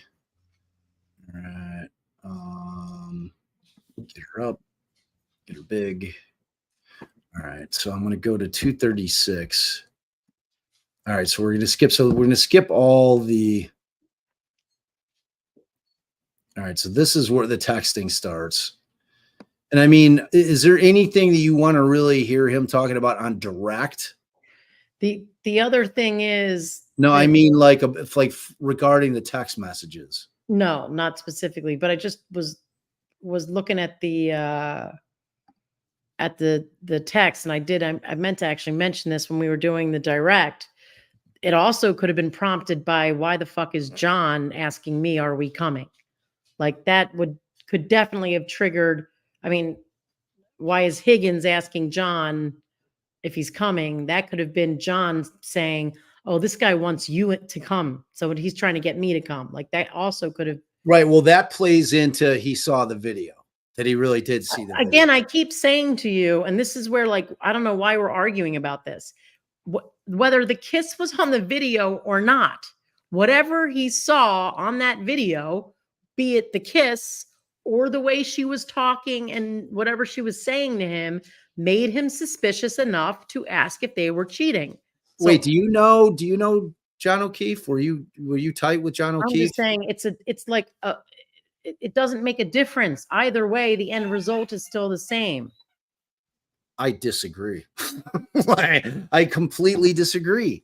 Like if she's just walking him out and they're having some kind of conversation about whatever, I'm not thinking that she's hooking up with dude. If she what plants she's a saying mouth is kiss true, on him, if it's a what big she's difference. saying is true, then he's just suspicious because of her tone and like whatever else she did, which would explain why he would go into the bar and not be really angry, but then could have gotten angrier later. If it's just a suspicion, if we believe what she said, but believe which part? There the is a part like that she that's made him watch it 5 times, and the part where she says he asks if we are hooking up. okay, Those but are what the about the parts. first part? The very first, like the first thing that I went back to, like we are reading that differently. I am not reading it the same way that you are. I read that like I believe that Brian Higgins read it because of his responses, and I would have read it the exact same way that But John then she saw us clears it bust up. his slob on the video. But then she clears it up. If you I believe don't know what if she she's clears saying. it up or if she's trying to backtrack it. But what I'm saying is it doesn't make a freaking difference, Bob. It Why makes are a we huge arguing difference. over this? It makes a huge difference. Okay. How does it not make a difference if Because the guy either saw way he her was kissing another man on a video? right. Either he saw her kissing or he was suspicious that they were hooking up. One of the two, to me, it almost doesn't make a difference which. See, now you've moved to almost doesn't make a difference. It makes a huge difference. Like, I don't even know how you're saying that. I gotta deal with this dog. All right. All right. So we will go to See, that's how Allie and I argue. It's so fun. Don't worry, we're not mad at each other. That's what we do for a living. In case you're new to the show, that's how we work it out. But like I just, I disagree. Like I think that like it's a huge difference of whether dude sees, if John sees them making out, not even making out, just her planting one on his lips. To me, it's a big difference. It's a big, in John's mind. All Like, right. but like the fact that he Move on. doesn't go into the store, like into the bar hot, but like we have no idea what the conversations are like.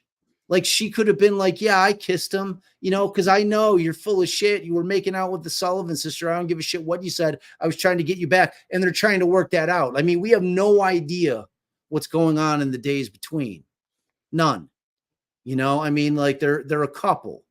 Like, and she has this feeling that I think that she does believe that he was messing around with that girl, the Sullivan sister. I don't think that she's buying what they're selling. I think that she felt bad that she went off and she was the outsider in the group.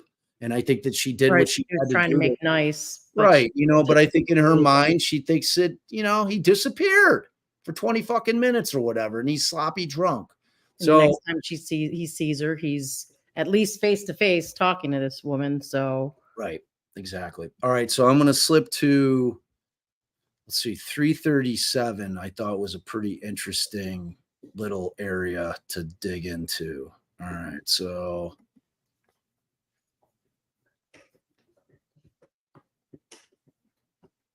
this is the beginning of Jackson's cross. So Lally is done. And well, before we jump into this, let's just jump into, no matter how we construe the kiss or the no kiss, the totality of the text messages, how do you think that works for, if you're of the mindset that works for the state, how do you think it works for them? I Play devil's advocate. How do you devil's advocate. Okay. Cause I don't think it works for the state at all. So I think the way it works for the state, if you're very wanting to kind of latch onto that side, is the two things I pointed out. One, that she still thinks that John made out with somebody. So she's still angry about that, and that their relationship is deteriorating. However, it's not in the way that they wanted to paint it. So I don't kind of get that, because they were making it like it was deteriorating on John's side and she was all upset. And this to me plays against that. So, but I guess if you're trying to think of it really stateside, it's just the fact that their relationship's deteriorating. She was still upset about the hooking up with someone on vacation, and that she didn't like taking care of the kids, and she didn't like that life at all. Right. And it's like, but when you look, so people keep saying, Bob, she said he didn't see the kiss, but that is after he lost his shit. Like ladies in the chat, he clearly, the way he read it, Brian Higgins read it, is like, oh my God, John saw that video of you planning that on me. So like, I don't know why I saw her You say, think that she's taking it back. She's doing a double take. to pacify him, to calm him down. That's why I think that she's saying it. Like, I know that she wrote it. I read it. Allie read it to me. I heard her say it. When I'm telling you, I ain't buying it. But that's just me. I could be completely wrong. So, and like what I love about this is the difference between how men and women think.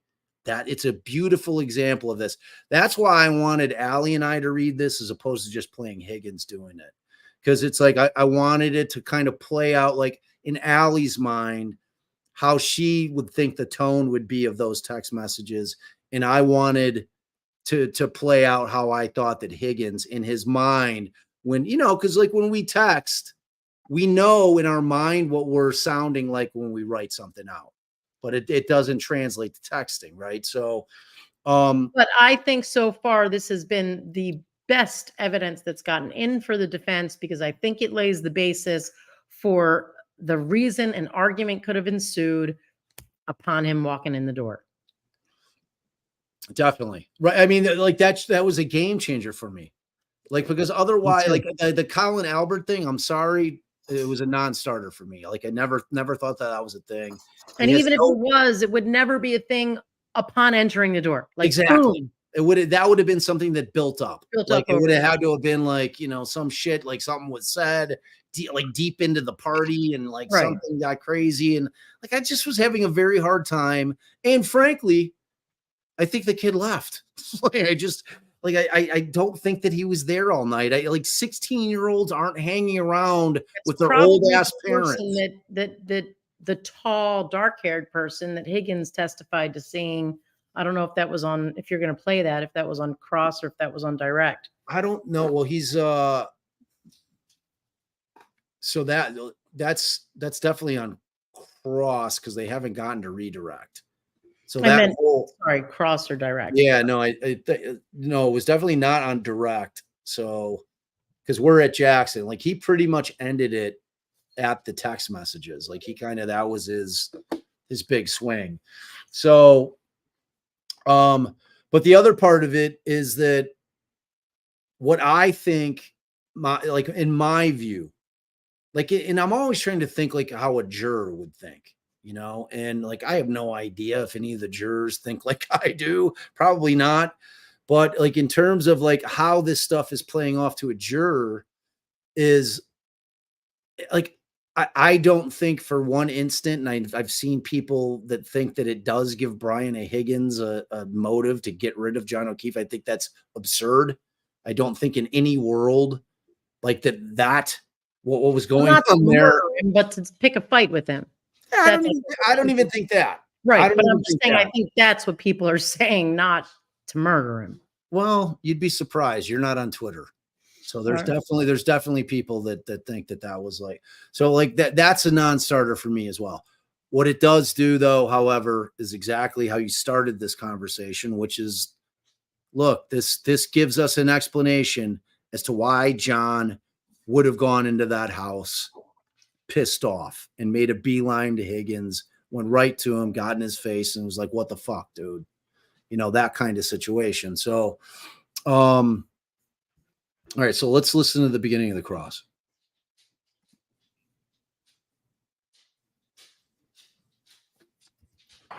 And All right, Mr. Jackson, whenever you're ready. Thank you, Your Honor. Who did you come here today with, Mr. Higgins? who did I travel to the courthouse with? Who did you meet here? An attorney, my attorney. Is there a reason that you felt compelled to bring an attorney with you for your testimony as a witness in a homicide investigation? Objection, Your Honor. Sustained. Trial, I should say.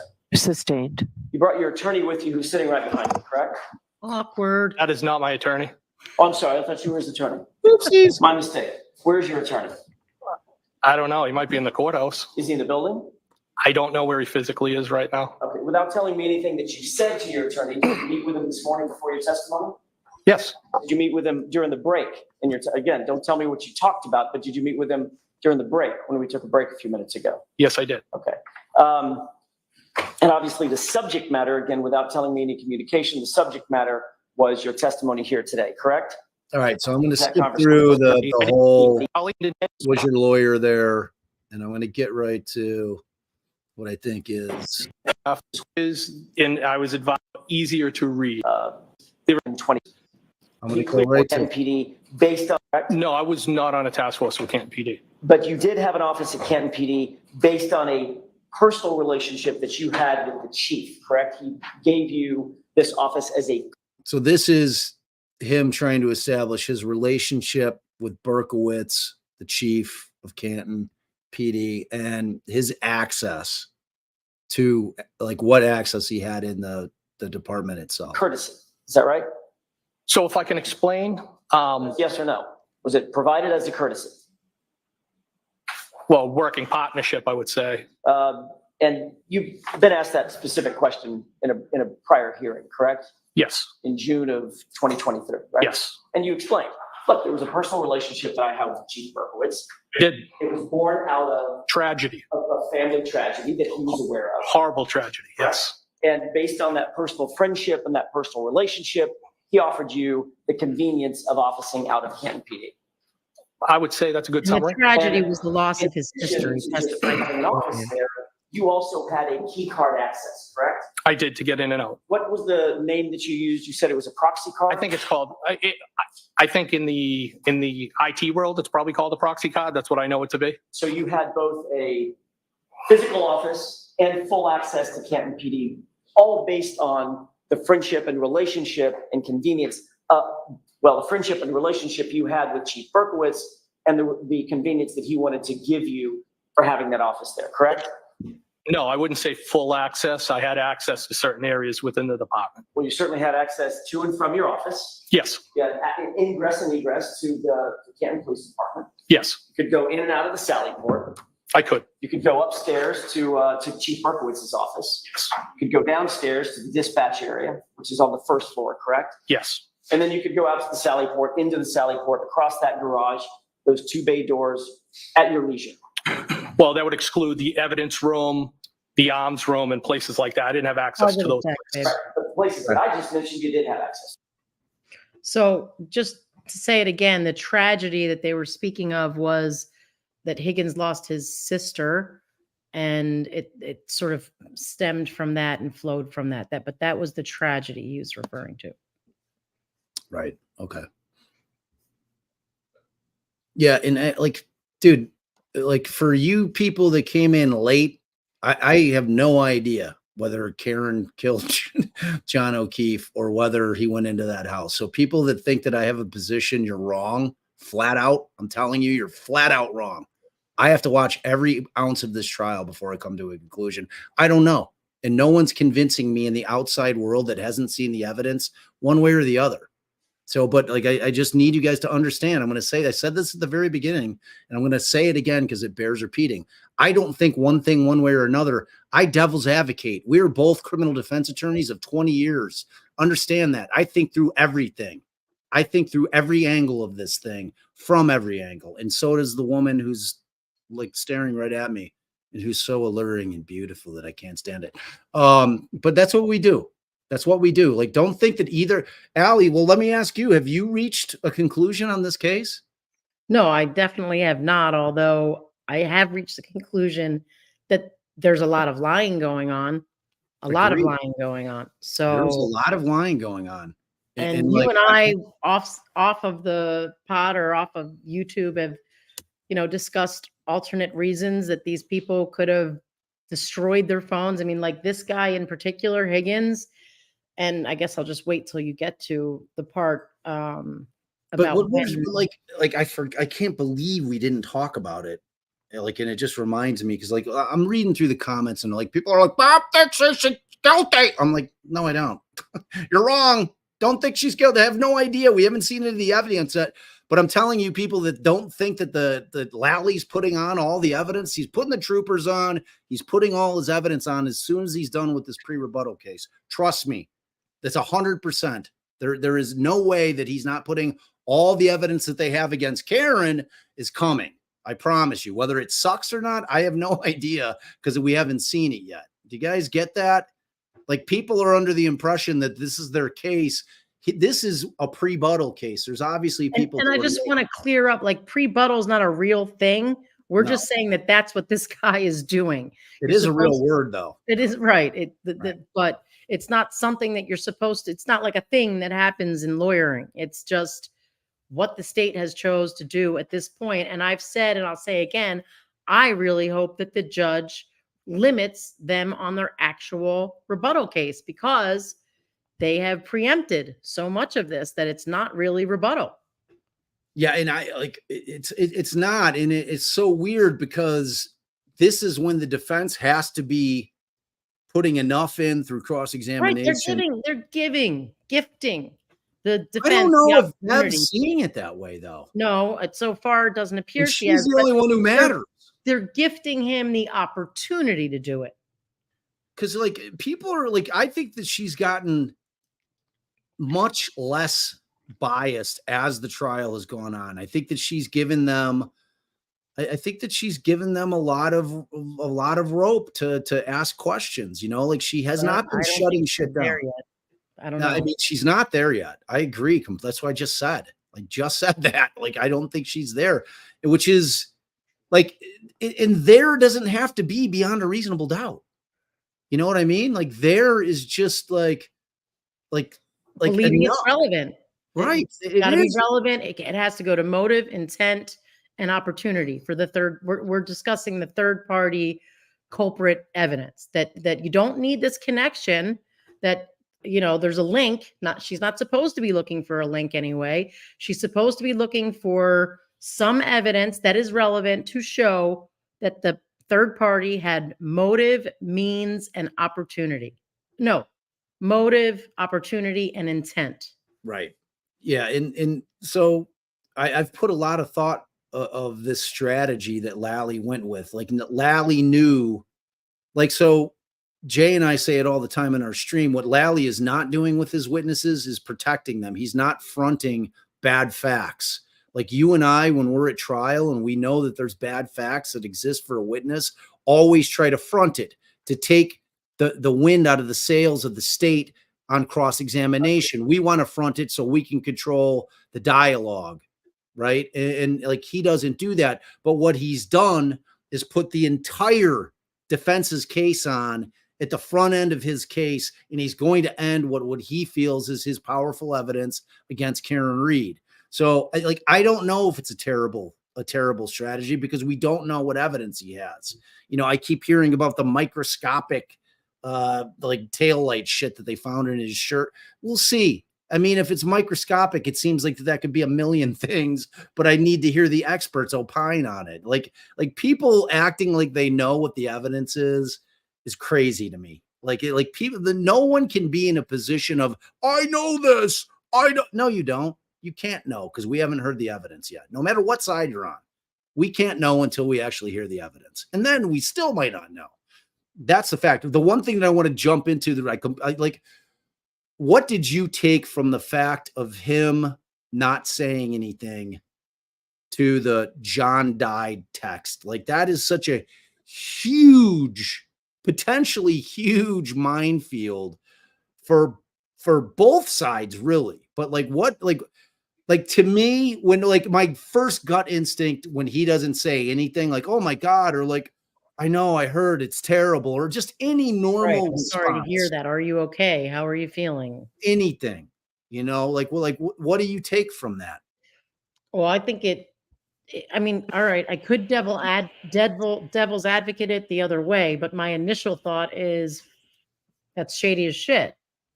Right. But shady as shit, like he had something to do with it. Shady as Right, shit. like shady, like, yeah, he knows what the real story is. He feels guilty. He's running around super worried about all of this.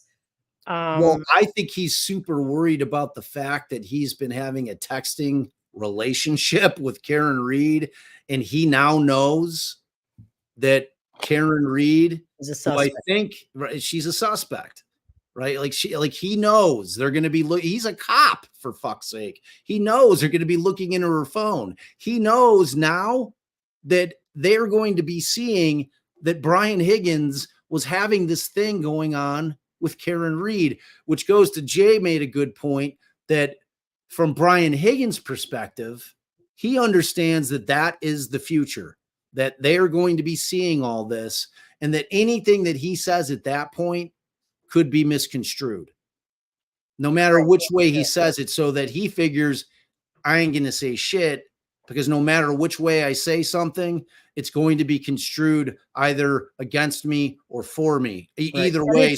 it's suspicious that he's that worried about that, because it's already out there that they were having a text relationship. So why are you so worried about how your response to something simple like that is going to be read? Well, because I think in his mind, he could be worried that gives her like that he's a part of this, that he is inadvertently, through this whatever it is in this text stream, has given her a motive to get rid of John, and he now becomes outed to everybody that's in Canton, all of his friends, all of the cops know. Like, just cops are a very close-knit crew. Like Or you don't screw another cop's girl. You don't screw another cop's girl. Right. you know, and it's like, John Luber's, we definitely, at least Bob and I, are definitely 100% sure that he's got evidence that this guy did exactly what he accuses him of on that military base with the phone and the SIM card. And we'll talk more about it when we play get that. to it. portion. Yeah. And we're going to get to that. And that is like, Dizzy's supposed to give, like, if she's back there, she's supposed to give me some timestamps. I didn't get quite to that portion of it, but yeah, I mean, like, that's the shit. Like, I thought Higgins held up like a cop, like he's a professional witness, which most cops are. Like, Right. this guy has been on the stand many, many, many times, and You're you could tell. You're not fluffing up a cop. You're not fluffing up a cop. Like, you're not rattling this guy, you know, like Sometimes a new cop, a young cop, sometimes you get this lucky. guy ain't that, This you guy know, ain't- and, like, I don't think that, like, that was one of the things that I felt that Jackson lacked in. Like, I think if we were crossing him, that we would have gone pretty heavy on his experience in terms of being on the stand. Just You might to end give- with that. You right, might to end give- with that. right. I mean, you want the jury to know that this guy knows what he's doing up there. This isn't his first rodeo. You know, he's been up there a lot. A lot. All right. Yes, absolutely. You'd had that office for what, back in January of 2022, probably had that office for more than what, 3 years? I would estimate probably sometime around 2018. 2018, okay, Yeah. not 18 years, 2018. No, 2018. I'm sorry. Okay. My So, apologies. Yeah, maybe, He does not seem rattled now. Well, not yet. Maybe. Right. But Bob, but that's what we're saying, Bob. When it gets to the phone breaking, he gets a little, rattled. he gets a little rattled. close to 4 years. He's defensive. Yes. I want to turn your attention, Mr. Higgins, to January 28, January 29, 2022. By the way, I should ask another foundational question. Are you currently still at ATF? We're Am I employed by ATF? Correct. Yes, I am. A special agent. Yes. And what is your current billet or your assignment? Objection. Oh, look, he's like, Something wants to you're stop free to it. discuss? I'm assigned to division operations at this time. Okay, what does that mean? That's, You're taken out of the field? was I taken out of the field? Yes. Are you no longer on the field? Objection, Your Honor. Move to strike. No. Sustained, let's move on. Bullshit. You That's may be able to come back to this. Thank you, Your Honor. I want to turn your attention now to January 28, 29 of 2022. You recall those dates? I do. You've been living with those dates for the last couple of years. Like a nightmare. John O'Keefe's body was found outside your friend Brian Albert's house on the morning of January 29th, 2022, correct? Yes. You've previously testified that on January 28th, you had gone to New York for this memorial service, correct? Funeral service. Yes. The funeral service, not the memorial, you separate the two? So, well, the wake would be the night before funeral. I call them the services. It All right. wasn't a memorial. Memorial to me would be more of like an annual thing. This was the services. Understood. Just want to be clear. So you went with Brian Albert, Kevin Albert, and Eddie Hernandez, is that right? I traveled down there myself, but I met up with them. To go to the services? Yes.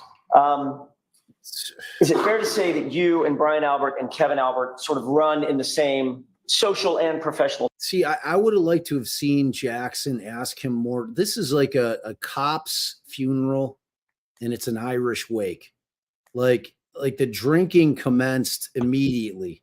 Like I don't think that Jackson established like just how hammered Brian Higgins was. And I thought that the text message from between John O'Keefe and Brian Higgins was a real glimpse into how Higgins acts when he's shit-faced. If he's asking John O'Keefe, oh, I hope I didn't break your kid's game. Did I throw your kid's controller or some shit? That tells you a lot about how this dude acts when he's hammered. And this guy was drinking all day long. And I was going to mention that when he gets to this, I think he's most assuredly lying because he was driving his his company car. So he doesn't have himself start drinking until after that. But I'm 90% sure that Brian Albert testified that they had a drink at that bar, Which bar? that they stop on the way home. He said that one of the two of them, I think Oh Higgins, no, that's coming. something He to eat. admits to having 4. not It- until that's at No. the first bar after they get home. When Oh, he you gets mean his the, own the vehicle. hillside, the hillside. Right, right. Right. When he gets Okay. his own vehicle. So he you're made- saying Brian said that they had one drink at the bar in New York City? I think I don't know that it was limited to one, but I think Albert testified they were drinking, and I feel very confident that he, like you said, it's like an Irish wake, and it's da da da da. He was drinking, but he doesn't want to get another violation under his belt for drinking in the company car.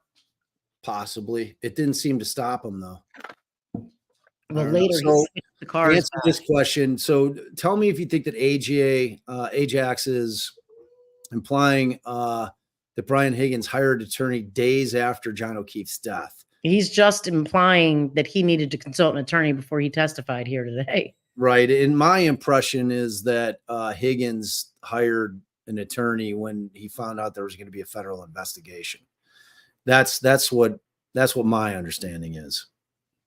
But he may have been trying to imply it was sooner, but what he was definitely implying and was very directly was that he needed to consult with a lawyer before he needed to hire a lawyer about this, and he consulted him before he even testified here. Right. And certainly Jackson wants to leave the impression with the jury that he hired a lawyer right away.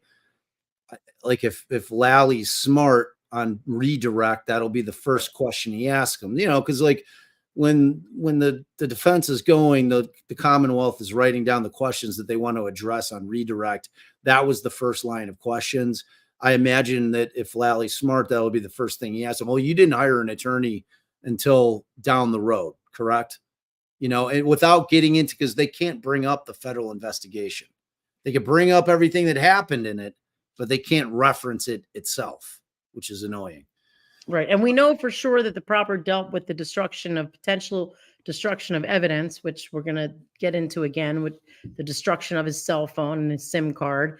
Right. And it seems likely that it also might have encompassed whether he, used federal resources, which are we going through literally this whole, because it was really drawn out about which rooms he went through, and he was 90 No, minutes. that I'm almost, are you talking about with the key card? I'm Yeah, skipping where you almost could just all- summarize it. I'm just like, I'm skipping almost all that. So, as a matter of fact, like So this part of it, The point about the key cards that Jackson was trying to establish, I don't know whether he did fully get there with the jury or not, was just that he was in the Sally Port when the car was brought in, and that he had some sort of access to the Sally Port while the car was there, and that, he was in there with the chief and another officer. There was an objection that was sustained that gives you a little window into the judge's mind that she's still not there yet, as we were saying, as far as trying to allow them to put on evidence that implies that they tampered with the evidence in that Sally Port. and look, I mean, the reality of this thing is that the defense doesn't need to prove shit. They don't have to prove anything. If they muck this up enough with all this stuff in there during the state's case in chief, and if Lally's strategy where I'm going to back end all my powerful evidence does not get the jury to stop thinking about everything that they heard on the front end, that in and of itself could be enough to get a not guilty. And the one thing that I do want to say, the one thing that I have landed on without hearing all the evidence is that they are never going to be able to show intent. Like I don't see Not how for murder. well, that's what I'm talking about. You don't need intent for manslaughter. So I don't see how they're going to do it short of them coming up. Like the only thing in my mind that could do it in terms of them being able to show some kind of an intent is if they were able to prove that Karen went back to John O'Keefe's, which is what the inference is that she deleted a bunch of ring cam video of her coming back to his place with her moving John O'Keefe's car into position so that when she backed out of the driveway, it was there. And so she could like mask this whole thing, like that's when the tail light cracked. And I'm like, that, like, if they could prove that she did that and that's why she did it, maybe it goes towards intent, but I still don't know. Cause like that would mean that she knew that she hit him and she left him there. You know what I mean? Like that would mean that not necessarily that she had killed him, but that she had hit him and left him there. You know what I'm saying? Yeah. All right. All right. So I've skipped. This is skipping to this is the waterfall bar. Like, so this is kind of interesting stuff here. So I'm going to run about 15 minutes, just to warn you ahead of time. But it's like the whole thing at the bar. Not whiskey soda.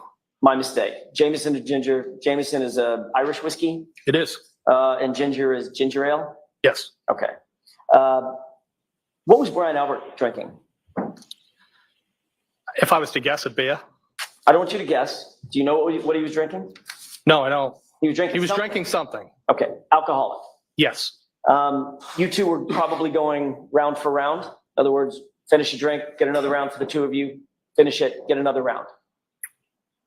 I don't think no, I wouldn't say we were going round for round. So he was nursing one beer while you had 4 Jamesons?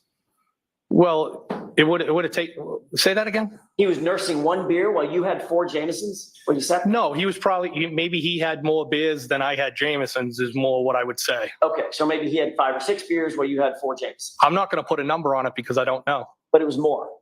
More than what? More than you. Maybe. He wasn't there that long. Well, it doesn't take that long to drink a beer, does it? I mean, if you're sort of thirsty and in a hurry.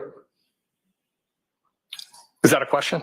Everything I say up here is a question. Okay. Just presume that. Well, all right. So Well, that wasn't, so. Question. Yes, Mr. Higgins, that was a question. All right, let me put a question mark at the end of that. okay. Your memory that Brian Albert had more drinks than you did when you had those 3 to 4 Jameson and Gingers. To be honest with you, I wasn't keeping track. He left Hillside and you stayed, correct? For a short time, yes. You later changed your mind and ultimately decided to go to the waterfall. You finished whatever you're eating or drinking, you decided to go over to the waterfall, right? Yes, because I'm always saying I'm going to show up and then I kind of do the Irish exit. So I decided it was a long day. It was an emotional day and I decided to join them. Did you drive your vehicle over there Yes, I did. after having as many as 4 whiskeys? Yes. Brian Albert, did he drive himself? Well, I didn't see him. I dropped him off in Boston PVD district down there in Charlestown. And I'm assuming he drove back towards that way to meet me. He wasn't with anybody else. Not that I know of. So he was drinking at the Hillside Bar and then got in his car and drove over to the waterfall as well. I didn't see him drive over, but I assume that's what he did. Yes. You went to John O'Keefe's house. I'm going to shift gears for a second. You went to John O'Keefe's house at some point to watch the Patriots game on January 16th, right? Yes. That was the time when you indicated that when you left, Karen gave you a kiss goodbye, correct? Yes. It's safe to say that that was not some hot, passionate, long kiss, but you think it was more than just a friendly peck, correct? I wouldn't describe it as a peck. I'd describe it as more than friends. It was a kiss. Well, you did describe it as a peck, didn't you? When? When you texted Karen Read and she said it was just a peck, and then you texted back, I agree. Figure of speech. Or the truth, right? Figure of speech. After that incident, it's safe to say, we've just gone through a number of them, you exchanged flirtatious texts with Miss Reed. Is that right? Is the incident you're referring to when she kissed me? No, I'm saying after that incident, yes, after the Patriots game, Okay, yep, you exchanged flirtatious texts we did. with Miss Reed. I did. And that was over the course of a few weeks, couple of weeks, but just 9 days. Is that right? So it was between the January 12th and I would say before the 28th, because the 28th, she didn't respond. And the 29th, she sent that last text that John died. Well, Those actually, weren't, you've looked at the text, right? I have. You just looked at the last couple of texts. I did. The last text that she sent of any substance was January 23rd, right? Almost a Well, week. I think the text, Almost a I think the week. text on the 29th, John died, there's substance there. Okay, I'm not suggesting, I'm talking about after you said, well, Yeah, 28th, right? The text of substance between the two of you, talking between the two of you, not the John died text. That substance ended on the 23rd, didn't it? I'd have to have the text in front of me to agree with you. I think it's right here, Mr. Jackson, right in front of the exhibits right there. Thank you. May I approach? Yes.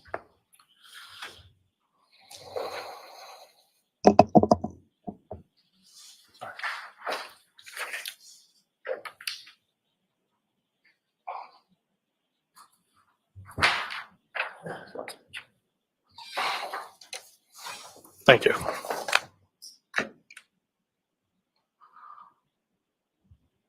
Okay, are you directing me to the 23rd? I'm directing you to the last page. Just look at everything on it and tell me if that refreshes your recollection. This is the last substantive text about you and Karen before your well. Yes, it'd be the 23rd at 9:40. Okay? Yes. So it was 9 days of texting between the two of you, correct? I believe so, yes. And aside from the kiss goodbye, you two never had any sort of physical contact with one another, Do you mean intimate? When you say physical? correct? I'm not Yes. talking about shaking her hand, Mr. Higgins. Well, I want to answer your question truthfully. I would like you to too. You didn't have any physical intimate contact with Ms. Reed, correct? No, I did not. There was no other hugs or kisses or certainly no sex. No, And when she said, I'm glad you came over tonight in one of those texts that you just read a few minutes ago, she was referring to the Patriots game with John there and a big crowd there, correct? yes, Over the course of that week or so, Ms. Reed did explain her feelings about her relationship with Mr. O'Keefe, correct? In text messages. during the pendency of our communication, she did express, yes. And she indicated that there's a difference between being married to someone and dating someone, et cetera. We saw those texts. Is that right? Yes, She also indicated that in terms of the situation in Aruba, she was upset by that, but it's not that big a deal. Correct? it was clear to me she was upset. And she said, I don't care too much about that other girl. Right? Well, at least that's what she said in text, yes. That's what I'm asking you. Is that what she said in text, Mr. Higgins? It's not a trick question. That's what she said in text. Right. She said something along the lines of, I'm just trying to be realistic. There's cracks in the relationship. It's far from perfect. Is that right? I think that's something she texted. All right. And you'll agree that during the course of these texts, you were constantly asking for clarity and explanation from her. Were you not? During our communication, I did ask for clarity. Many times. You Yes. saw it, correct? Yes. And she pretty much wouldn't answer you, correct? She was non-committal, I would say. Which is why you were saying in your texts, why won't you answer the question? And she would parry and not answer that one either, correct? Well, I didn't want to be stuck in the middle of anything. That's not my question. I'm asking you whether or not she would answer your question about clarity specifically. She avoided questions about text. Right. And that was frustrating because you were very interested in her romantically at that point, correct? I was attracted to her. I don't know that I would say very interested in her. You texted things like, why did you get my number and reach out? That's a quote from the text we just read, correct? I did ask that, yes. You said, now what? Is that right? Yes, You texted, so now what? Correct? Yes. You texted, I would hang out, meaning with you, Yes. correct? You were showing interest in her. Yes. You're showing romantic interest in her. I wouldn't say it was romantic. I was trying to vet it out. Well, you weren't seeing if she wanted to go see a ball game with you as a buddy, right? Not really, no. No, you were showing romantic interest in her, weren't you? I was trying to vet out was her interest in me legitimate? It was very normal for me to have that question in my mind when I didn't initiate this, she did. And I think it was a fair question just to try to find out. You were showing romantic interest in Karen Read, weren't you? I was interested, but I don't think I was at the romantic phase. Okay. When I say romantic, well, what do you mean by romantic? What's the romantic phase? Sending somebody flowers? Dating? Well, there's a difference between dating and hanging out. I mean, Oh. it's kind of hard to date somebody when you have a boyfriend. Mr. Higgins, well, not if both people are dating other people, right? Happens all the time, doesn't it? Well, I think I asked that question too. Right. That's not my question. My question is, you seem to have a problem admitting that you had a romantic interest in my client. Is there a reason for that? I was attracted to her. Right. Physically attracted, I thought she was an attractive woman. romantically attracted. I'm not going to go there. No, I don't agree with that. Of course, you're not going to go there because that would put you in a very awkward position, wouldn't it, sir? Objection. Not at all. So the objection sustained is to the form. You can ask it differently, and that answer will be stricken I'm now. sorry, Your Honor. May I? Yes. You were sexually attracted to her. I was physically attracted to her, yes. Okay? Sexually attracted to her was my question. Well, I think in the text I said, you're hot. Okay? So my question again, Mr. Higgins, you seem to not want to answer my question. My question is, were you or were you not sexually attracted to my client? Yes. Okay. You were saying things like, what do you want from me? And I want the real deal. Those are your words, correct? Yes. And the real deal with you would be to date her, to get involved with her, romantic, correct? No. The real deal was what? What did you mean by I want the real deal? Like a relationship. What kind of relationship? A buddy-buddy relationship? You just want to go like, The same thing everybody wants, a real relationship. So that's 1.25. I mean, he's a little speeded up. What do y'all think? I mean, Higgins sounds a little crazy at 1.25. That's fine. 1.25 is perfect. All right. Allie says, Allie's ruled. Yeah. a romantic relationship, Mr. Higgins? It's possible. Just And say she it. was answering with things like, when you said, now what? She answered, I don't know, correct? Yes, she did. When you asked, so now what?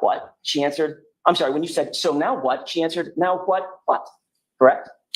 Well, I don't have it in front of me, so I can't agree with you. I If you, forget that. I'd like to see what you're referring to. Well, you just read it about 10 minutes ago. Would you quarrel if I know, but you're giving me portions of it. you were given portions of it by Mr. Lally as well? Okay. Right? Did you text something like, now what? And she I- responded something like, now what? I think on one occasion she did, yes. Okay. And you remember you just read a text where you texted, what do you want from me? And her responsive text was, I don't know. Correct? I think that was one of the texts. Again, with this theme of her being non-committal, one way or the other. Is that right? Well, that's not how I would interpret it as a theme, no. Well, didn't you just say she was non-committal? That was your word, not mine. I did, but as I told you, it's been a process of trying to suss it out and see what this was all about. Right. So when you were sussing it out and determining whether or not you were going to advance this romantic interest, she was sort of non-committal, wasn't she? Well, not one person advances it. I think that's a joint thing. So it was both of you. When you Okay. texted, you want the real deal, Take She two responded- tango. it doesn't Take exist, tango. didn't she? She did, yes. And she never once in any of those texts expressed anger or hatred for John Hickey, correct? No, not at all. But in fact, she indicated more of frustration with the immediate family. The kids, she didn't want to have kids. In its totality, I would say yes. And then on January 23rd, as you just saw, she just stopped communicating with you altogether, correct? Until the 29th, yes. Correct. Do you know what the term ghosted means? I think I have a general idea, yes. She sort of ghosted you, didn't she? I wouldn't agree with that. That was frustrating to you, that she just stopped communicating, wasn't it? No, not at all. You've been moving through this mindset of exploring a romantic interest with a beautiful woman, thought was interested in you. just like that. She ghosted you, so you Right? killed him. No. Murder. So what communication did you have with her after January 23rd? Well, she texted me on January 29th. You keep saying that, but you know what I'm getting to. January 29th was her informing you that a tragedy had occurred. John had died, right? I'm not talking about that, Mr. Higgins, so I don't want to keep playing games. All right, so that's what we talked about. No more of Sorry. that. After the boy. 23rd, or up to the 23rd, she had been texting back and forth with you pretty Hey, regularly. take your mouse Correct? off the screen. They also Babe. sent me a text with arrows saying the phone works both ways. Hey, And as of the 23rd, Oh, sorry. she stopped, didn't she? The texts were sporadic over those 9 days. I don't know if they would have stopped or they would have kept going. Well, they didn't keep going, did they? test it up. Well, John passed away. You know they didn't keep going because from the 23rd onto the 24th, 25th, 26th, 27th, 28th, all the way to the 29th, she never texted you, right? I believe so. She didn't respond to any of your texts. Irish text. Well, she didn't respond to the text on the 28th Friday. All right, why don't we take our lunch and recess, folks? And what I'm going to ask the jury to do is, can we do a 45-minute lunch instead of an hour? No, Judge. I mean, what are they going to say? Of course. Whatever you say, Your Honor. All right. Yeah, I don't know why he's being so slippery there. You know?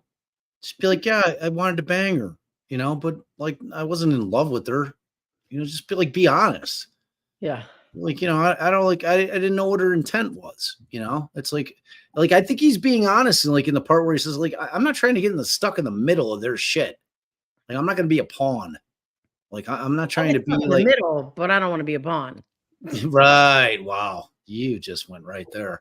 You know what I'm saying though? Like, that's real, that's legit. I mean, this guy doesn't want to be stuck in her bullshit, you know, being used as like, you know, some kind of tool to get back at John, right? I mean, that like I think that's fair, but in terms of just like is like why won't he just come out flat out and say, yeah, like she hit me up. I thought it was like gang bang Greg time, you know. I thought it was like go time, you know. But at the same point, you know, because like I don't know why. Like, see, when Jackson has a tendency to try to like prove a point, Drive his point home. but like to fit his narrative, and he just can't get people to get there. Like none Well, of these because witnesses.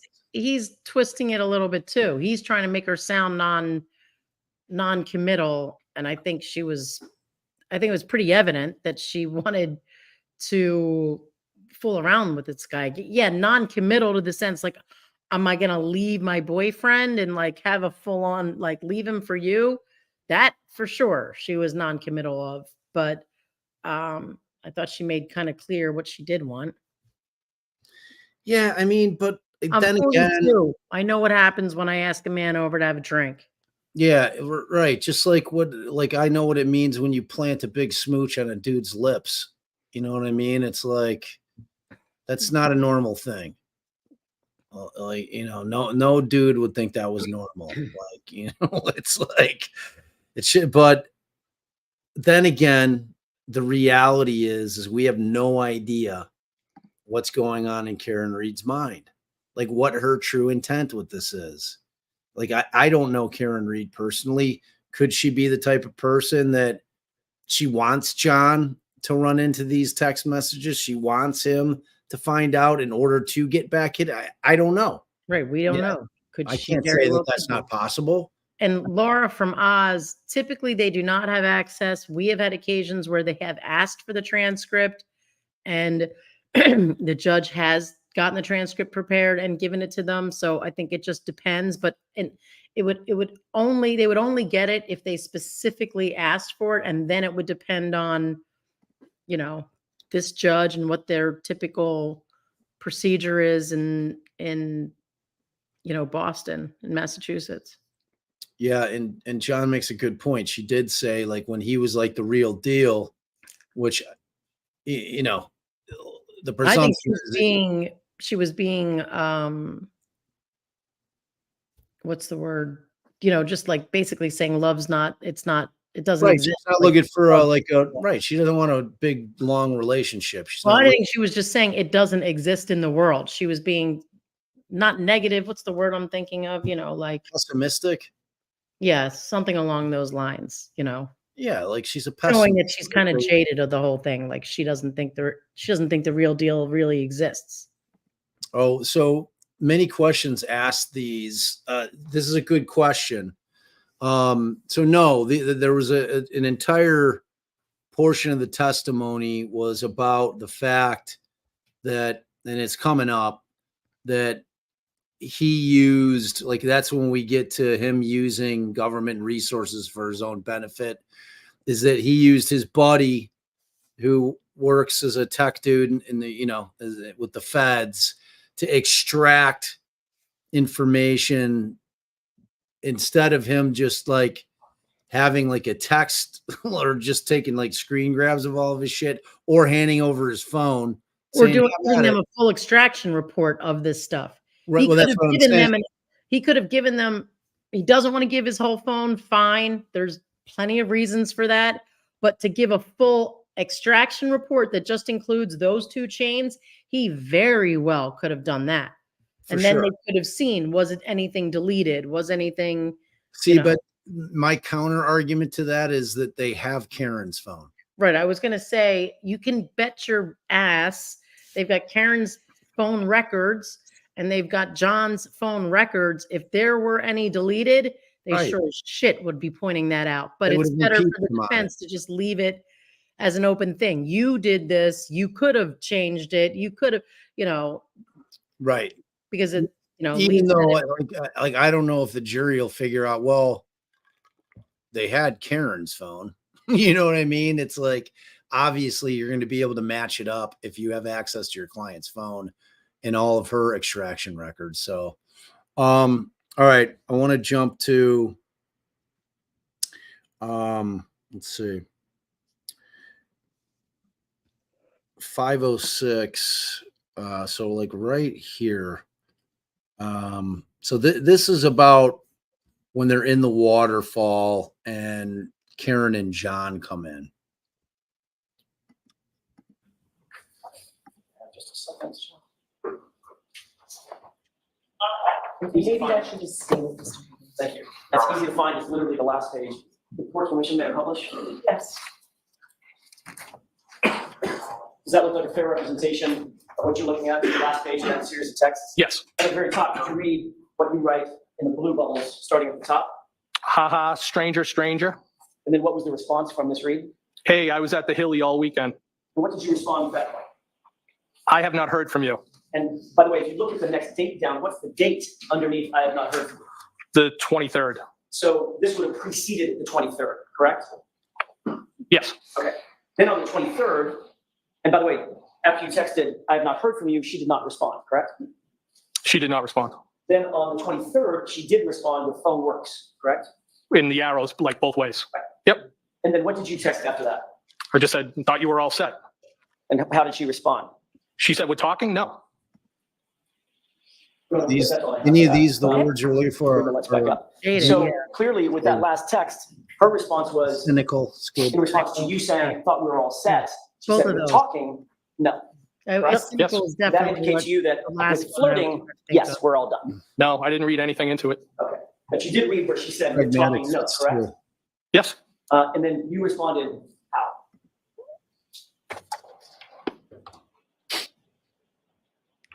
I said, are you sure? Did she respond? No. As a matter of fact, There's the still next time you saw her, communicated with her, she was walking into the Waterfall Bar on the 29th, early morning hours of the late night hours of the 28th, when the early morning of the 29th, with her boyfriend, John O'Keefe, correct? Yes. Like a chooch. Now, you had discussed your flirtations, if I can use that word, that you had with Miss Reed with your friends, at least some of them, correct? I don't recall that. No. Do you recall that you openly shared the details of your interest in Miss Reed with your work supervisor at the DOJ? Well, that was after I shared what happened, that she kissed me. Yes, I did share that with her. And that was with That was the first time. That was with a person by the name of Kate Dowd. Is that right? That's correct. And that was before January 29th. Yes. And that's because your interest in Karen Reed, whether you call it romantic or sexual or whatever, your interest was something that was at least occupying your mind at that point, correct? No. It was occupying your mind enough to share it with your boss. No, what I shared with my boss was the fact that she kissed me. That was it. Did you discuss your flirtatious relationship with Karen Read with Brian Albert at any point? No, Never. no. So you were on a 4-hour drive in a snowstorm back from New York with Mr. Read. I'm sorry, with Mr. Albert, and your interest in Karen Read never came up. No. Even though he's a good friend. Yes, just something I wouldn't talk about. You've been drinking since about what time? What time? That's a bad way to ask it. What time did you start drinking? When are we at, Mr.? I'm sorry, on the 28th, when you got back from New York. When did you start drinking? Well, it wasn't until I swapped out vehicles and I went up to the hillside. Okay. That would have been, give me a time frame. 9-ish, 8-ish? It was dark. It was maybe in the area of 8 o'clock.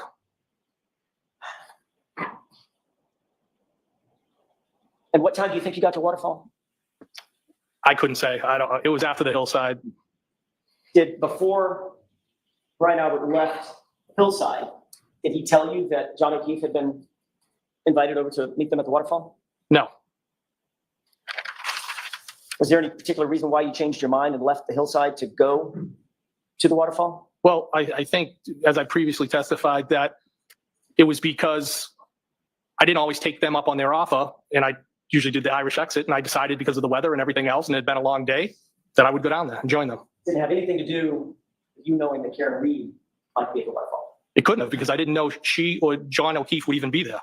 I didn't know who was going to be there other than Brian's wife. Do you have any text messages with Brian about going to the Waterfall? I don't recall. He told me about it at the hillside. And once he got to the Waterfall obviously before you did.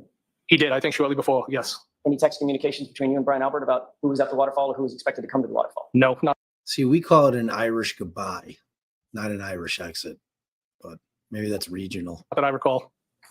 Now, you've already indicated, and I don't think we need to go into a lot of detail about this, but I want to ask you just in general, the mood at the Waterfall was good spirits, correct? It was great. Band was playing. You did not see any sort of tension between John and Karen? I did not. Nobody seemed overly intoxicated? No, You had several drinks before you even got to the Waterfall, right? I think it was 3 to 4. Did you drink additionally at the Waterfall? I did, yes. Did you drink whiskey or beer or what? Whiskey. Okay. How many do you think you had? I couldn't put a number on it. At least a couple. And ultimately you left from there in your personal vehicle and drove over to, that's the Jeep, drove The over Jeep, to yes. the Waterfall, correct? I drove over to the waterfall. I'm I sorry, was at the left waterfall. the Waterfall, drove over to 34th Fairview. I did, yes. When John walked in to the Waterfall, were you already there? Yes. He greeted you, you indicated, correct? Yes, I believe so. Karen walked in with him, Yes. but she did not greet you, did she? I think they kind of went like that, in different directions. Right. Yes. Did she greet you? No. Right. So she walked over toward the corner of the bar, and John came over and greeted you, and then walked over and joined her, correct? Yes. Karen didn't stop what she was doing when she was over in the corner of the bar and come over and say hi to you. I didn't have any interaction with her that night, So no. it's safe to say that throughout that evening, once she was sidled up next to John O'Keefe or friends that she was with, she never turned back around and came over and even acknowledged you, correct? That's correct. So she basically ignored you the entire evening. That's not how I interpret it, no. I didn't ask you how you interpreted it. I asked you what she did. Did she ignore you or did she pay attention to you? Objection. You can go ahead Ignored and me. answer that. Did she ignore you? No. Yeah. Paid attention to you. I mean, yeah. Came over and said hello, shook your hand, gave you a hug. Well, just because somebody didn't come over doesn't mean they ignored you. Did she do those three things? Hug, what was the other Did she thing? say hello, shake your hand, give you a hug? No, she did not. No, she didn't do any of those things, did she? No. It's like you didn't even exist. I think that's dramatic. No, I don't look at it that way. She I ignored do. you. I do. No, she did not ignore me. So what did she do to not ignore you? She was working. Interaction with you. Yeah. Right, How yeah. did she Sure. not ignore you? In my opinion, she was working the room, talking to people, saying hello, catching up. What about you? Sir, isn't it true? She avoided you like the plague. The one person she didn't come over to talk to and say hello to and catch up with is you. You. Well, I don't know that I was the only No. person, but I was one of the people that she didn't say hello to, yes. Treated you sort of like a Oh. stranger. I don't feel that way, no. Never. She actually positioned herself away from you at the other end of the table on the opposite side in the corner. Isn't that right? I don't know where she was all night, no. Did I that don't know. upset you that she ignored you or didn't pay attention to you? Did not feel ignored and didn't upset me at all. It bothered you enough to send her a text, didn't it? He's getting a little rattled No, now. it was a flirtatious text. It was just, that was it. It bothered It you might enough sound worse to at send her one a point text that said, with 6 M's behind it. Okay. And, well, correct?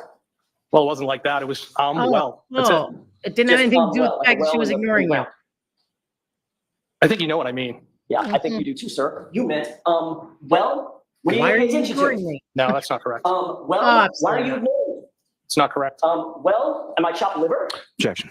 All right, that's sustained. Mr. Jackson, let's move on. I mean, point made. Am I chopped At the end of the liver? night, the group basically discussed going back to Brian Albert's house. Is that right? There was discussion at the table of like, were we going to go to the pizza shop or were we going to go somewhere else? And ultimately it was 34 Fairview. Before you left, just so we're clear, when you texted, well, she ignored that text too, did she? Can you say that again? When you texted her, well, at Waterfall, she ignored that text too, correct? Well, that was the only text I sent that night to her. Yes. Okay. She didn't respond. That wasn't my question. What, My what, question is she ignored the text, correct? well, I don't know if I don't know what her mindset was. If she purposely ignored the text or she didn't see it, I don't know. I didn't read into it. Did she ignore the text, Mr. Higgins? I don't know. Did she respond This to is it? the She did not stupidest respond. shit he said the whole time. Who? Higgins, like Well, just fighting and fighting the fact So that when- she ignored him. Clearly Well, ignored him. may I well- devil's advocate? Sure. Thank you. So here's what I would say. I mean, she's in a bar with her boyfriend, and like, does that like? I think there's a difference between ignoring and not responding, right? Like what is she gonna do if she sees the text? What's she gonna do? Bust it out and start like being like, "Oh, what do you?" You know what I mean? There is it's a distinction there. There's a distinction between flat No, out. Like, I saw it. agree that she might have just not been talking to him because her boyfriend was there. Her boyfriend, who, whether he saw the damn kiss or he just saw something on the video, whatever, was suspicious about their relationship. Right. So, and also, the text isn't when she's leaving; it's when she's there because it's a half hour before she leaves. Well, like, yeah, come on. Yeah. Either way, he was expecting her to behave differently than she was. It's clear from that. Well, For sure. No question about that. Everybody was leaving. Did you leave before they did, John and Karen, or did they leave before you did? I don't know. You said you were the first one back to Brian Albert's house, correct? Yes. Safe to say you were one of the first ones to leave. I was the first one to leave Waterfall. the waterfall. Probably. I mean, if you're the, if everybody's hurting out and you're the first one to get there, you're probably among the first to leave, correct? Most likely. Okay. You never personally discussed going to 34 Fairview with, certainly not with Karen Reed, did you? No. And you never discussed it with John O'Keefe either, did you? No. You didn't say goodbye or walk over and give John a big hug or anything like that? No. Acknowledgement, did you? No. You just left. Right, that's what everybody was doing, just leaving. Okay. oh, You you too. didn't give John a big hug.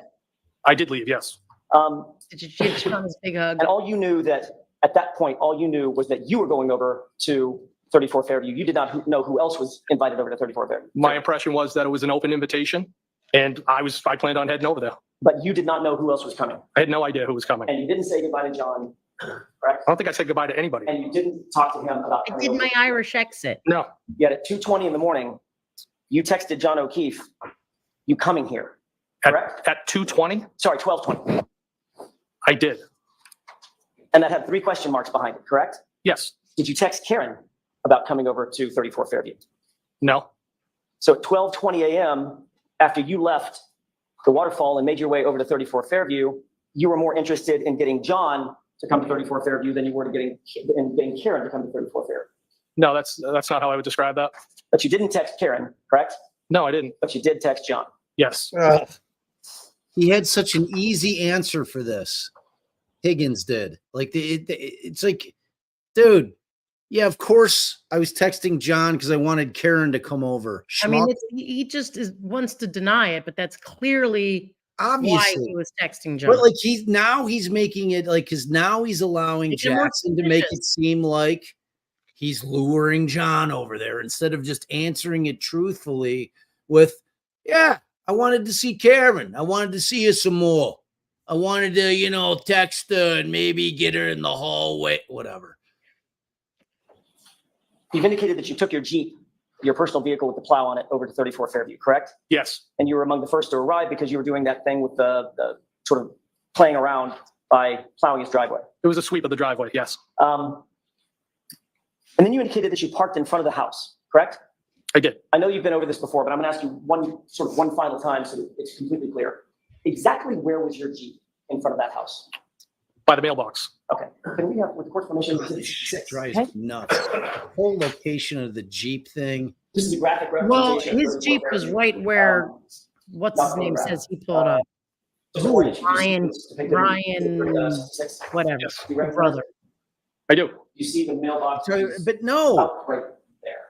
Yes. Okay, where was your No. Jeep? His wheels were backed up to the driveway so that he could said back there out. was nothing obstructing. All three of the people in the F1, like Ricky, Ryan, and Right. Heather, all said there was nothing obstructing their view to Karen's Correct. V. So, what you're saying, he pulled up in front of him? No, I'm saying there's a discrepancy there. Yeah, Whether his car, driving me yeah, nuts. Like Well- he's completely like Lally's undermined all of the Ricky crew. correct. And frankly, I thought that they were the most credible witnesses that they put on. Maybe they hit her. I mean, I mean, it's another option. everything's Why are on they the all lying table. about where the cars are. Everything is on the table. Everything is on the table. I'm sorry, but everything's on the table at this point till we start Right, seeing some either physical evidence. Higgins is lying Hey, Destiny. or Negel's car hit Karen and they're lying. That mailbox. Or it's just proof of So, how memories The back work. end of the Jeep, They the don't. rear, would have been about around equal with the mailbox, and I was not blocking the driveway. Okay, so you Oh, moved the big. house there, correct? Big Al. The right edge of that highlight is the Lifting up mailbox. cars too. Mailbox being right there. Would have been about right there on the street, correct? Well, that would have been the front Very of the Jeep. clear Where that your this laser pointer guy's is, it would be the front. tires were backed up So the front of the Jeep was just facing past the platform, driveway. So he wasn't Towards blocking- Chapman Street, correct. and the rear of the Jeep was, If we're to believe that that's where he's parked. That's where he's saying he was parked. Right. Correct. Right. Like, I think it's his boy's house. I think he pulls back. I think he lets Brian in and then he pulls in behind Brian. Like, why wouldn't he park back in the driveway? and like, why would they all that's his- lie about it? Right. It's his home. Well, because I think that they want Higgins. Like, I think that Lally's plan is to undermine Nagel. Like, I think that I think that they put them on because he knew that Jackson's putting them on if he doesn't put them on, and that he needed to undermine that portion of the story by having him and who else? Jen McCabe said that she saw the Jeep there. And I think So these Brian. two and Brian all said that the Jeep was there, but in the reality, like, No, I'm sorry. Jen McCabe's husband, Matthew. yeah, if we're having a party at our house, it's like our closest people have access to parking in the driveway. You know what I mean? It's like that's They like, were all family and friends. So who knows who would have. except for John and Karen. Yeah, they didn't have a driveway spot. Right. They did not have a But driveway spot. Jen said, pull up behind me in the driveway. Or Jen? I think it was John said, pull up behind me in the Behind me driveway. driveway. So they did have a driveway spot. So if they had a driveway spot, there's no way that No way. This guy's Higgins, who was relegated kind to enough the to come street. out, pull his With the car plow. out so Brian could pull in. driveway. Come on. He's like, I'll drop the blade. I'm going to drop the blade. I'm going to clear your driveway for you. That's what I'm going to do for you because you're my boy. You know what else he probably would have done? Cleared the area right out front Oh, and boy. hit John. basically even with the mailbox strut or stanchion. It was definitely past the driveway, yes. Okay.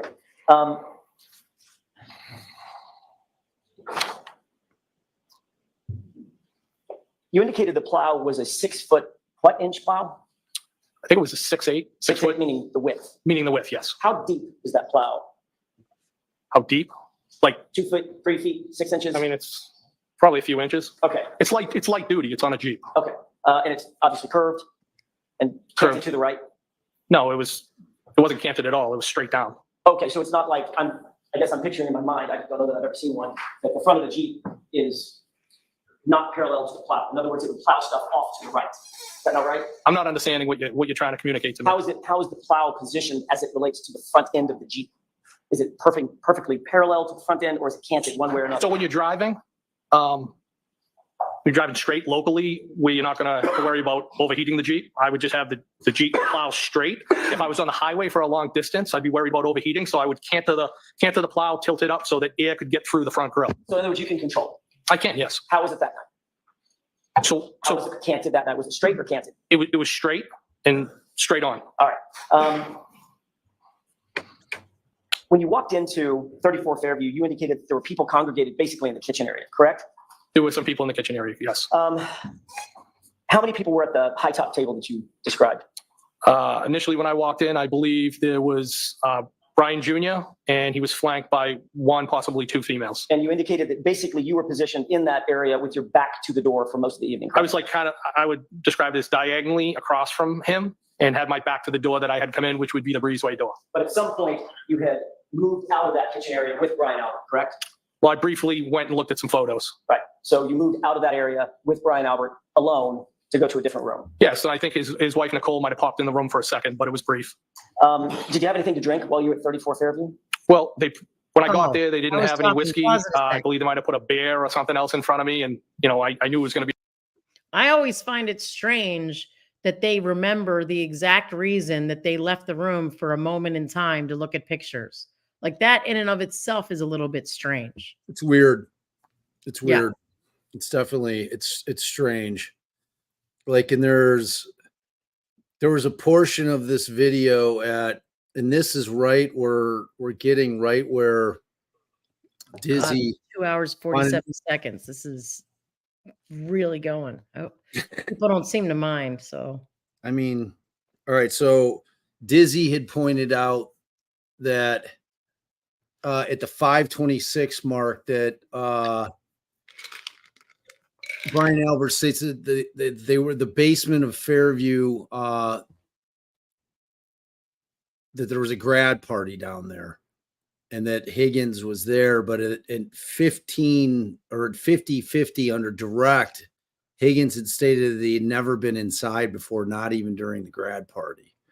So that was a discrepancy there. Okay, so here we're about to get to the tall, dark-haired male came into the kitchen. Dun dun dun dun dun dun. I'm going Colin for me. A short night there because I just wasn't gonna.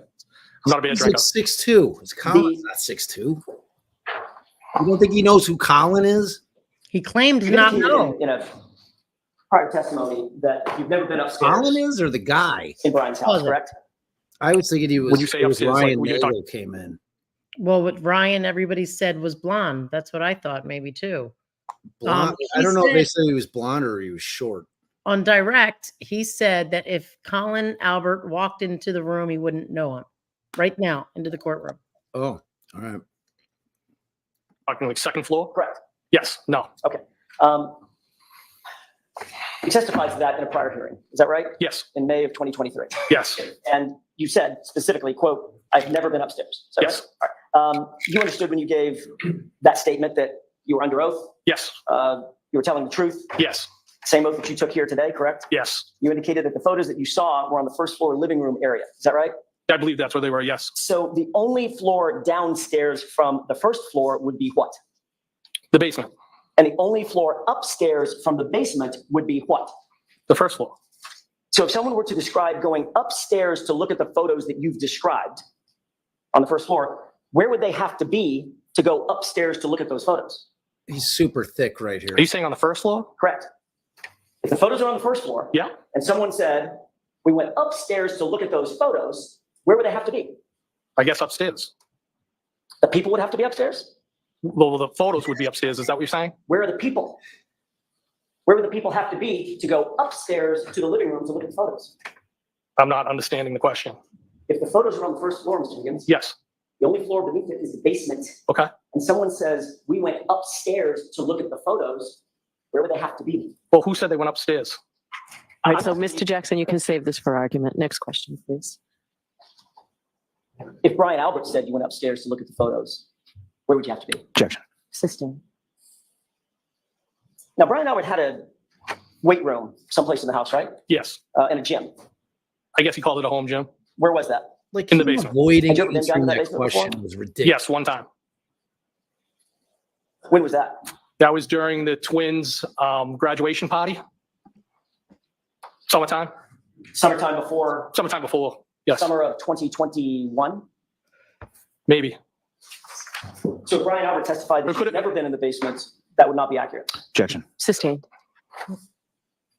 Now, Did he not you testify do to that? recall giving He did, it would be testimony inaccurate. at another proceeding on June 1st, 2023, correct? Yes, And of course, the same thing applied. You were under oath. Is that right? yes, You knew that it was a crime to lie under oath yes, in that proceeding. During the course of that proceeding, you were asked who was in the house and who you saw come into the house, correct? yes, And during the course of that testimony, you admitted that you observed a tall, dark-haired male enter the Albert house that night, correct? I believe that was in reference to ask it to somebody's brother in a pickup.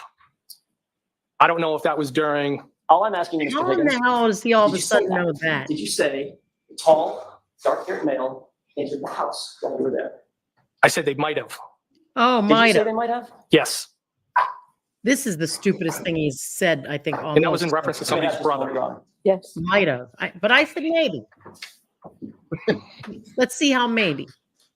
Well, I mean, we know he knows what John looks like. I right? know. Like if it was John, Pause it a sec. he would have said John.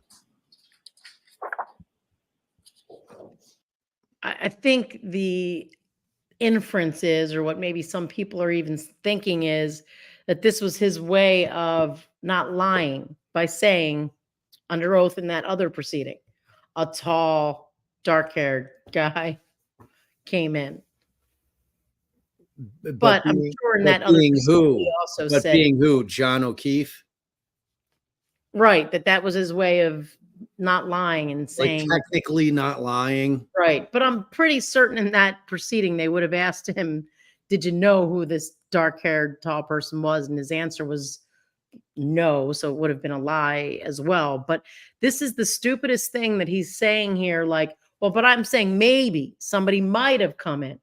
So maybe might have come in, but he's 6 foot tall and has dark hair. You saw him in the living room talking. I can to describe him girls, perfectly, and but was he only talking to might have 2 come in. girls. Possibly. Like a guy, if a guy would have come in, he would have been 6'2" with dark hair. That's all I'm saying. I can't say or not if he did, but if But he I'll tell you would what he have, looked like. that's what he would have looked like. Isn't it true that you indicated that a male showed up who may have been Julie Nagel's brother, correct? I said might have, yes. Right. But there was no question in your mind that a male did in fact show up. You described him as tall and dark haired, right? Yes, Okay. You were asked, a male showed up where? And you answered, quote, showed up at the house. And I didn't know. I think he was there very briefly. I was half paying attention to it. Question, did that male come inside the house? Answer, I believe he did. Do you remember that? yes. So a male did come in the house that night, correct? No, I said I believe he did. I wasn't sure. Well, Again. when you testified at the prior hearing, you were asked, so you saw someone else come? Question. Answer, somebody else. Yes. End quote.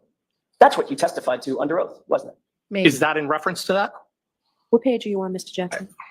Page Judge is going to double check his ass right now. 485, 486. And she's like, oh, yeah, that is. If I may? That's Yes. Thank you. Look at the top part that I highlighted.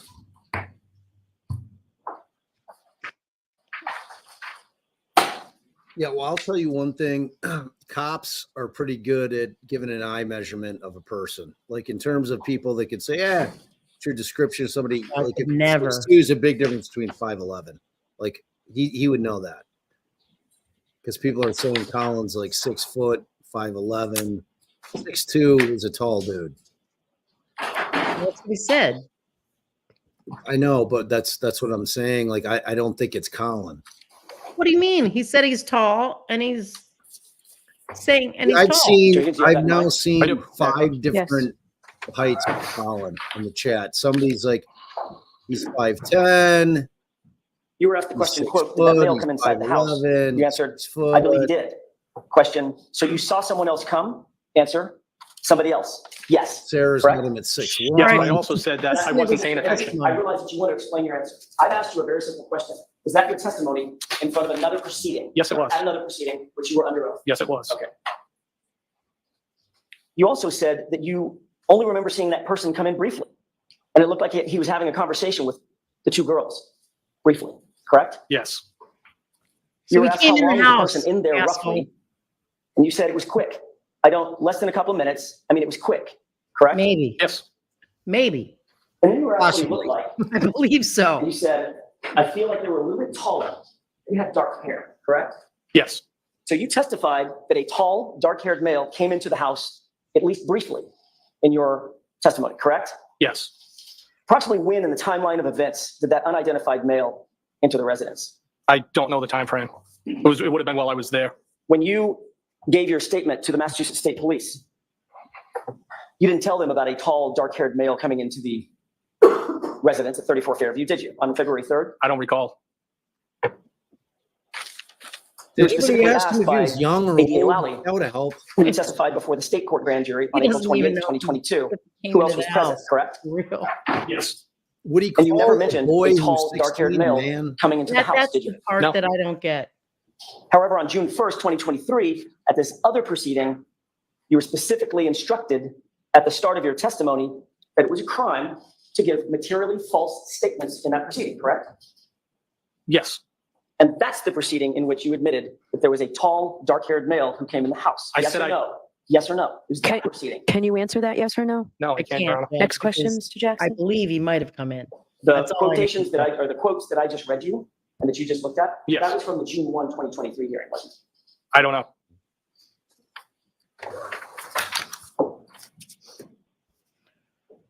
You're pretty rattled now, Mr. Agent Higgins. Agent Higgins, did you take acid on that night? Did you hallucinate the 6'2" man? Is that what you're telling this court? That's That why would you tell the only can jury, believe. sir. That's why you're not sure I if see he it, yes. really Yeah, came in. Yes. Might be that, What's the big, date, sir? June 1st? 2023? Yes. but I was hallucinating. How at long the did you time. stay at the Albert residence in total? From the time you got there to the time you left? Maybe like a half hour, less than an hour. And what time did you leave? Huge. Say 12:30, Maybe you a said? half an hour. I think I said between 12:30 and 1 Less than an 1 a.m. And you indicated that you pretty much didn't say goodbye to anybody, right? At the house, Correct. Yeah, it I did just an kind eye of text. left. I said, see you later. Turn around, left. As a matter of fact, at that same hearing that we just looked at, your statement was, I made a beeline out of there, correct? I don't know if that's the verbiage I used, but I left Why the rush? Why did you leave so quick? because it was a long day and I just wanted to go home. Except you didn't go home, did you? No, I went back to Canton PD. Right. So it wasn't such a long day that you actually drove home. You went back to the Canton Police Department at 1 or 1:30 in the morning, correct? To move vehicles, correct. Well, let's talk about you leaving. You walked out the side breezeway door, correct? Yes, You walked down the driveway. yes. There's nothing obstructing your view at that point of the lawn to your right, correct? I didn't look over there, but I would not think so. Between you and the flagpole, in other words, there wasn't some mound of dirt, something obstructing your view. You could see straight across if you wanted to, correct? If I wanted to, yes. It's just basically a flat grassy lawn with a light dusting of white powder snow on it, right? I don't know how much snow was, but there was snow there. Yeah, you indicated that it wasn't even enough to stick to the pavement at that point. Well, that's when I got there. Yes, Well, you only stayed less than an hour, right? that's correct. So I'm assuming it didn't dump 3 feet in an hour, correct? I think we can both agree that it's not free. It wouldn't have been 3 feet now. Right. So it would have been a light dusting of snow. More snow than there was there. Yeah, this is what. How he far would needs- you say? That's it what he was needs from to the edge answer. of the driveway over to your Jeep? From where the back of my Jeep was parked, Correct. maybe a foot or two, or it could have been even with the edge of the driveway. Oh, no, I'm sorry. It's probably a bad question on my part. When you left the house, as you started to walk down the driveway toward your Jeep, how long of a walk is that? Across the yard to down the driveway to get to your Jeep? Short, 30 feet? maybe. Okay. This is still During the 1.25, course of you right? walking out the door, heading to your Jeep, you didn't see anything out of the ordinary in the yard, correct? No, of You certainly didn't see a body in the yard. course not. Now, you get in your car and it's facing directly toward the flagpole, correct? It's facing directly up the street. The flagpole would be off to the 1 o'clock. Right. So just a few degrees off to the right, the flagpole is, correct? It's off to the right. Just a In few degrees. freaking I don't know how many peripheral. degrees, but it's off to the right. Well, you just said 1 o'clock. You're a Yes. former military guy, right? I am. Okay.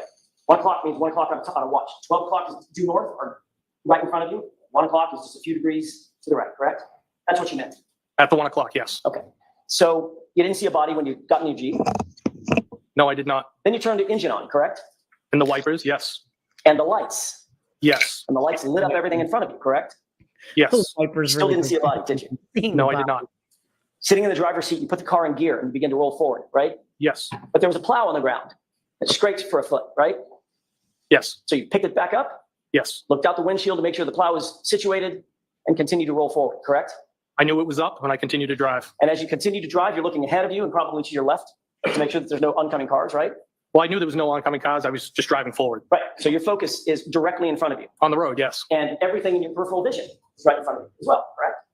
Yes. Nothing obstructing your view. I mean, other than snow on a car. Nothing obstructing your view outside toward the lawn.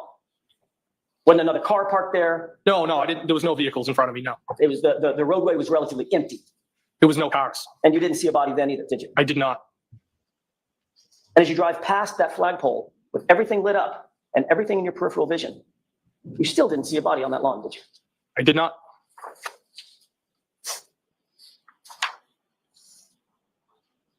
You're a former firefighter, is that right? Yes. That puts you in a position of being a first responder.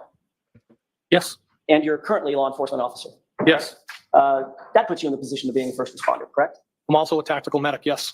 Which means that you have training to be an observer. You're a trained observer, more than the average person, correct? Yes. You look for things out of the ordinary. You look for things that don't belong. As an investigator, former firefighter, first responder, correct? Yes.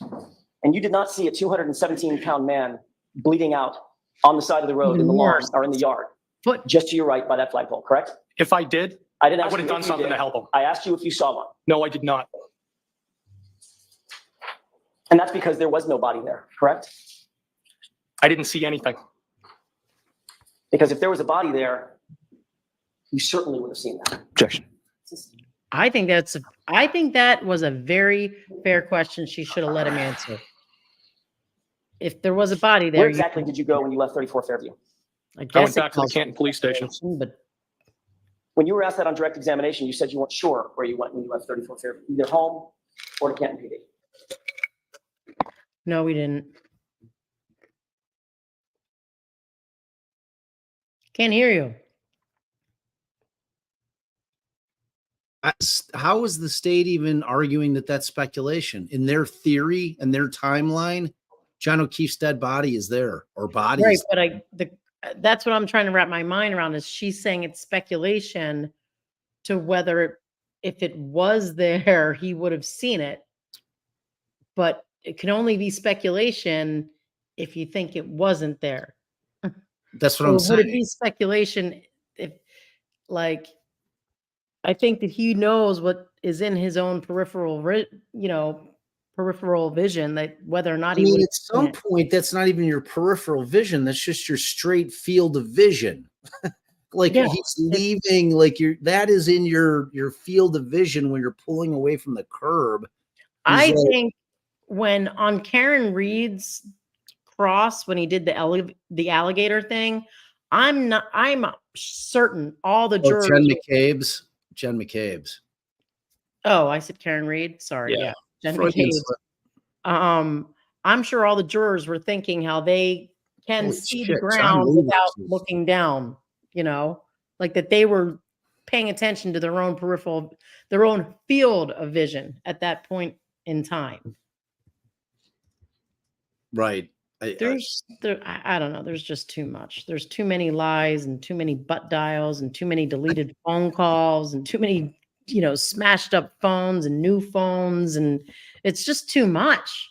It's I just mean, too much. it's a lot. It's a lot of lot. weirdness. Like when we leave, Everybody's sex dialing, butt hanging up.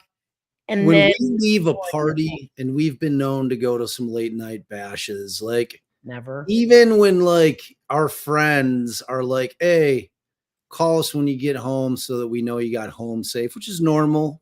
Right. This ain't that. Like, this is like Why there, would they even no one even said that. Like, I was exactly. Like, just a like ring. not even one person thought to say, well, yeah, like anytime somebody leaves, we're like, hey, just let us know you got home safe. Give it, like, text us. I do a ring and hang up so they know that I got home safe. Right. Not like no one testifies to that. Clearly, that's not it. Like, people aren't calling each other at 1:30 in the morning after you've left a get down. You know what? Like, you're just not. I don't know. Yeah, it's weird. It's so weird. It's not their fault. It's so weird. It's their butts. Their butts are just very handsy. And that's the bottom line. No, that's not what I testified to. Did something jog your memory? That is Where you went? That is not what I testified to. That was in relation to where did I go after I left 34 Fairview the next morning. he's right. Why did you go to Canton Police Department that morning? What's the question? Why did you go to the Canton Police Department that morning? The morning when I left 34 Fairview, the Friday into Saturday, Correct. to move 2 vehicles. There's been quite an evolution of that story over the years, has there not? I don't understand the question. All right, let's talk about that for a second. You had an initial interview with Massachusetts State Police on February 3rd, 2022, Yes. correct? And you indicated during the course of that interview, which was just a couple of days, 5 days after the events in question, that you left Brian Albert's house, went to Canton PD to, quote, fulfill some administrative obligations, end quote, correct? That is You later not said, when you testified in front of the grand jury on April 28th, that you went to Canton PD to do, quote, administrative work, correct? Yes. You've never mentioned, I said administrative things. you said administrative work was your testimony in your transcript. I believe it was either things, but okay. way. Okay. Fuckhead. Can we agree, It's Mr. not Higgins, moving that cars. you didn't mention That's anything very about moving cars around, unlawyerly of correct? you. Well, that would be I mean, administrative. that's just So, it's just For the record, you said Alice I went to never PD to do referred administrative to a work witness or administrative obligations. You meant moving your car, your personal vehicle? For the Yes. record. Okay. Although you didn't say that you were going how to move, stupid does he think this jury I is? said I didn't move my personal vehicle. I moved work vehicles. or either one. You just traded off vehicles, moved them out of the way, right? I moved the purpose for going back there was to move 2 work vehicles. And the reality is you'd gotten Canton PD He earlier in the afternoon pause it a second. and actually moved some other vehicles, traded vehicles, didn't Why you? you about to get in that ass? No, I'm about the devil's advocate myself. Okay. He might have not wanted to admit to moving cars because he had been drinking all Drinking night. heavily. Right.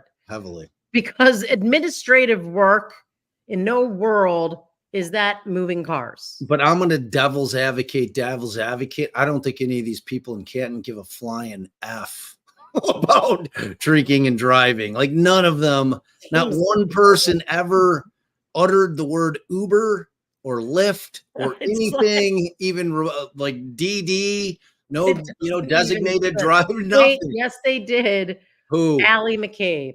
Oh, yes. Well, she's responsible. She's the responsible one. I mean, that's why she came to scoop up her boy.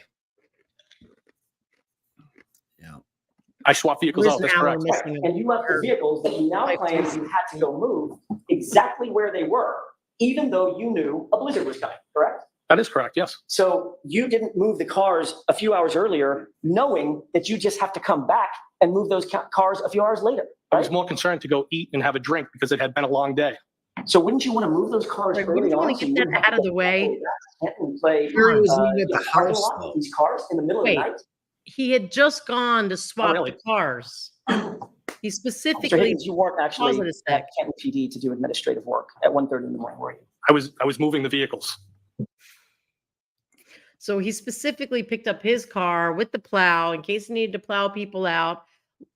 Jackson's point is, why, when you were there swapping your work vehicle for your regular vehicle, didn't you move the cars so that you did not have to worry about going back and moving cars after you get plastered?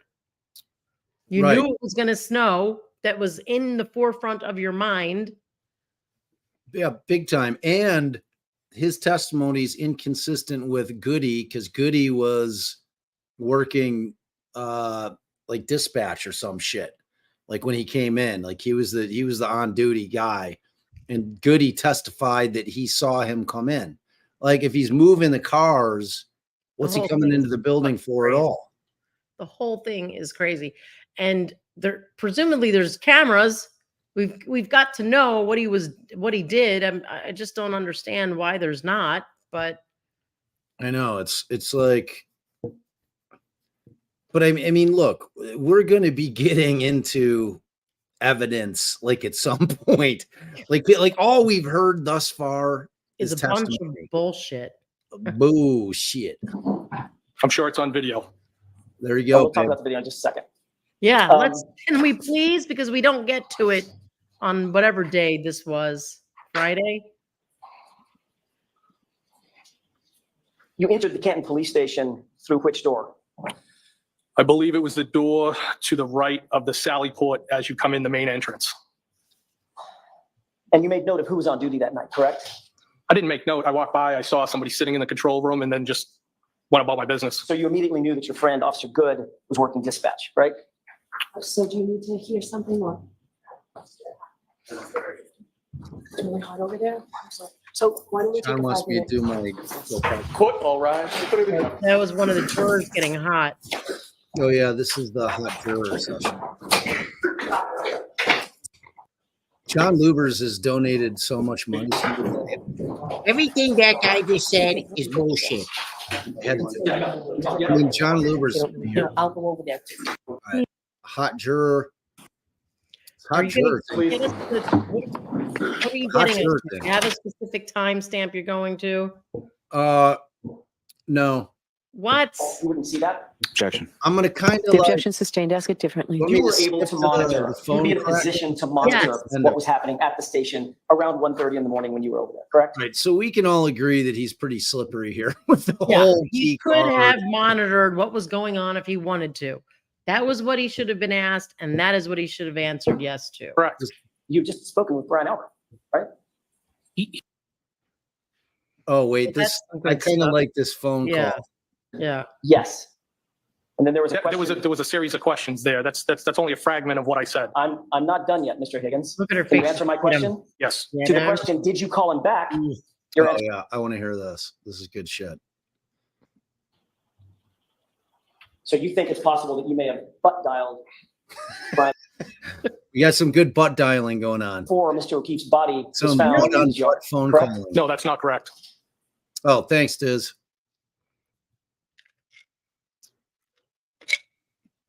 At 2:22 a.m. that morning, at a time when you claimed you were in bed. Oh, this is when the sound went down. I have no on, recollection of any phone calls. May I approach you on? Yes. Remember the controversial low sound? Yeah, we can just let them know he butt dialed. Here, I boosted it. May I approach you? Yes. Oh. May have boosted it too much there. Take a look at those two documents and tell me if you recognize at least the top one. Do they have a page number for me to follow or no? I was just asking Ms. Little, I don't think we've introduced them, and no, they don't have a page number, but I'm gonna ask that they be marked for identification. I like watching him. I like watching him like squirm. This whole butt dialing thing. The 22-second conversation. Yes. We did it. We did it. You and I did a 22-second conversation live. It's okay with the court. Maybe witness, maybe Remember? those documents. Sure. Hey babe, it's me. I'm at the counter at the Jewel. I'll be home in 5 minutes. All right, babe. Love you. Bye. Boop. I'd like to have those two That's documents like marked 7. only for identification with the court's permission. You actually did. John's dead. Get over here. We can do it as one example. Yes.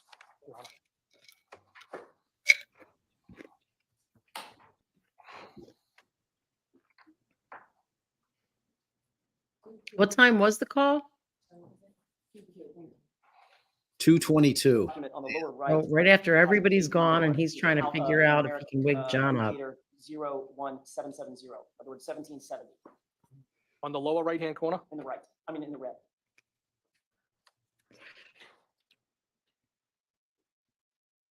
It says 01771. Look at the next page. They're just out of order. Why don't you come show Am I me? missing something?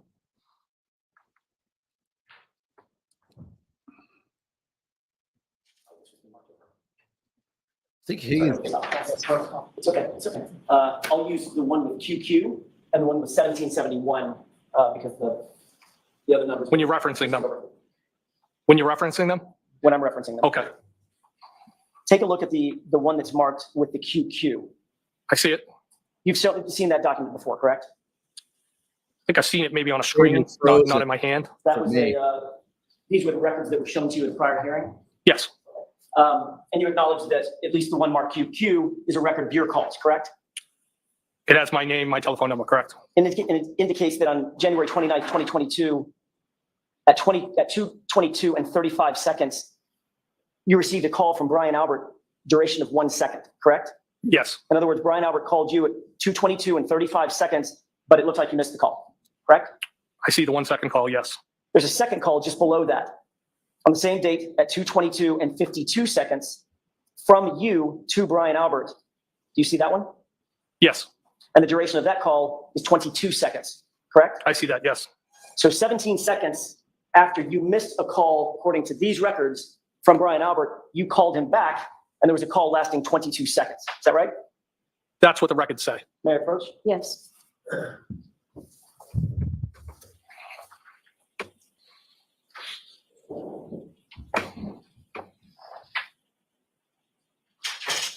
So the fact is, you were speaking to Brian Albert in the middle of the night, approximately 3 hours before Mr. O'Keefe's body was found in his yard, correct? No, that's not correct. And that was 5 minutes before 2:27 a.m. when there was a Google search for how long to die in cold, correct? Objection. Sustained. And then, of course, you lied about that under oath in that prior proceeding by saying, I don't remember this phone call. Objection. Sustained. Did you, in fact, tell the truth at the prior proceeding when you said, I don't remember that phone call? I always tell the truth. Did you lie under oath, sir? No, I did not. Would you tell us if you did? Remember Objection, that. Your Honor. He Sustained. always tells the truth. You acknowledge that there's a 22-second phone call in your phone records, correct? That's what's reflected by the record. And 22 seconds is quite an amount of time. Would you agree? As It's 22 seconds. a matter of fact, it's about this long, with the court's permission. The court does not give permission. That's argument, Mr. Jackson. If we were to count off 22 seconds, that's an uncomfortably long time, is it not? No, It's long enough to have a conversation, isn't it? I didn't have a conversation. Is 22 seconds long enough to have a conversation? No, A human being can't have a conversation in 22 seconds? sure they could. I don't think it's anything of substance. Okay, so that's my question. Is it 22 seconds long enough to have a conversation? I don't agree with it, no.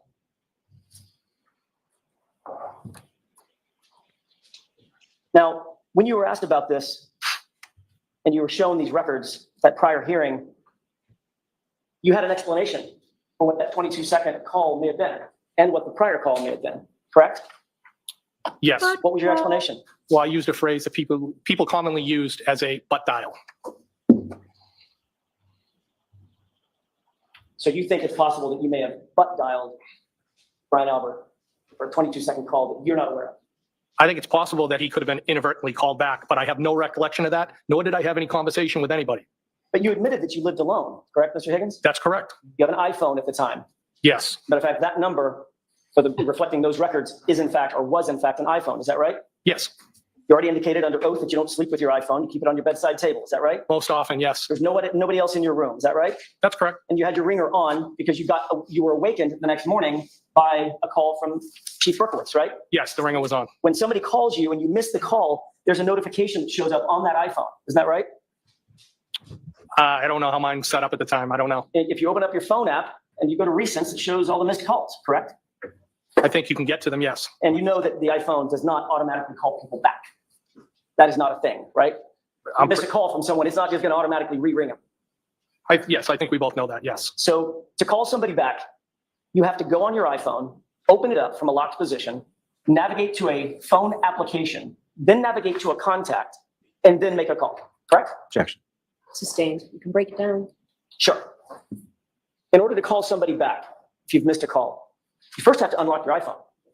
You would have to, yes. You can do that either through Face ID or through a 4 or 6-digit passcode, right? Yes, Don't tell me the code, but did you have a 4 or a 6-digit passcode locking your iPhone at the time? I don't know if it was a digit code or a Face ID. Well, if you have a Face ID, you have to have a digit code as well, right? I guess so. Okay. Did you open your phone with your Face ID or a multi-digit code? I have no recollection of answering the phone or calling anybody back. You also have to navigate, once the phone is unlocked, you have to navigate to the phone app, correct? I don't know necessarily if you unlocked it with your face, if it would be right there. I've never thought about it. once you unlock that phone app, you have to manipulate the phone on the screen with your finger in order to make a call, correct?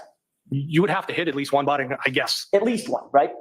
Yes. So that's 3 or 4 interactions with the phone that have to be physically undertaken to just make one call, right? But I didn't make any calls. So how'd you butt dial? I didn't make any calls. I have no recollection of any calls, nor did I speak with anybody.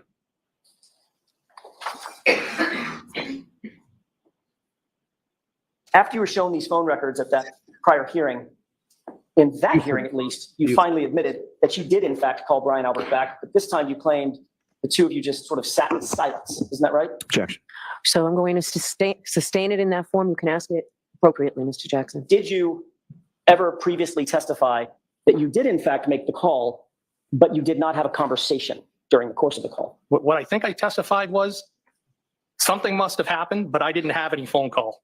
Do you remember being asked, quote, did you call him back, end quote, and you answered yes? And then there was a question. There was a series of questions there. That's only a fragment of what I said. I'm not done yet, Mr. Higgins. Can you answer my question? Yes. To the question, did you call him back? Your answer was yes, correct? I think it was kind of, I must have. Then you were asked, well, the answer was yes. And then there was a colloquy back and forth where you spoke over each other's words, right? It was dialogue back and forth about this whole thing, yes.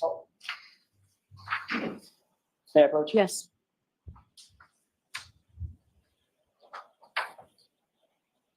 May I? Yes. You see the pink highlighted question and the pink highlighted answer. Yes. What's the question? Please read it for me. Did you call him back? What's the answer? Yes. Thank you. May I approach? Yes.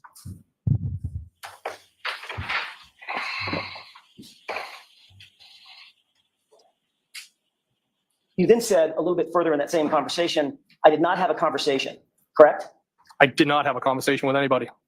And the question following that was, you just listened to the phone, what someone was telling you? Answer, it's possible that the phone picked up on the other end and nobody said anything. And then I terminated the call, end quote. That's what you said at the other hearing under oath, correct? Yes or no? Can I see it? Sure.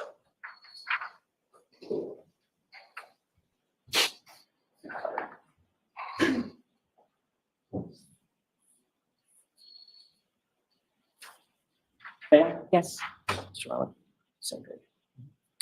Thank you. The bottom portion in pink. If you could read that answer to yourself, please. You have that in mind, sir? No, can I have a minute, please?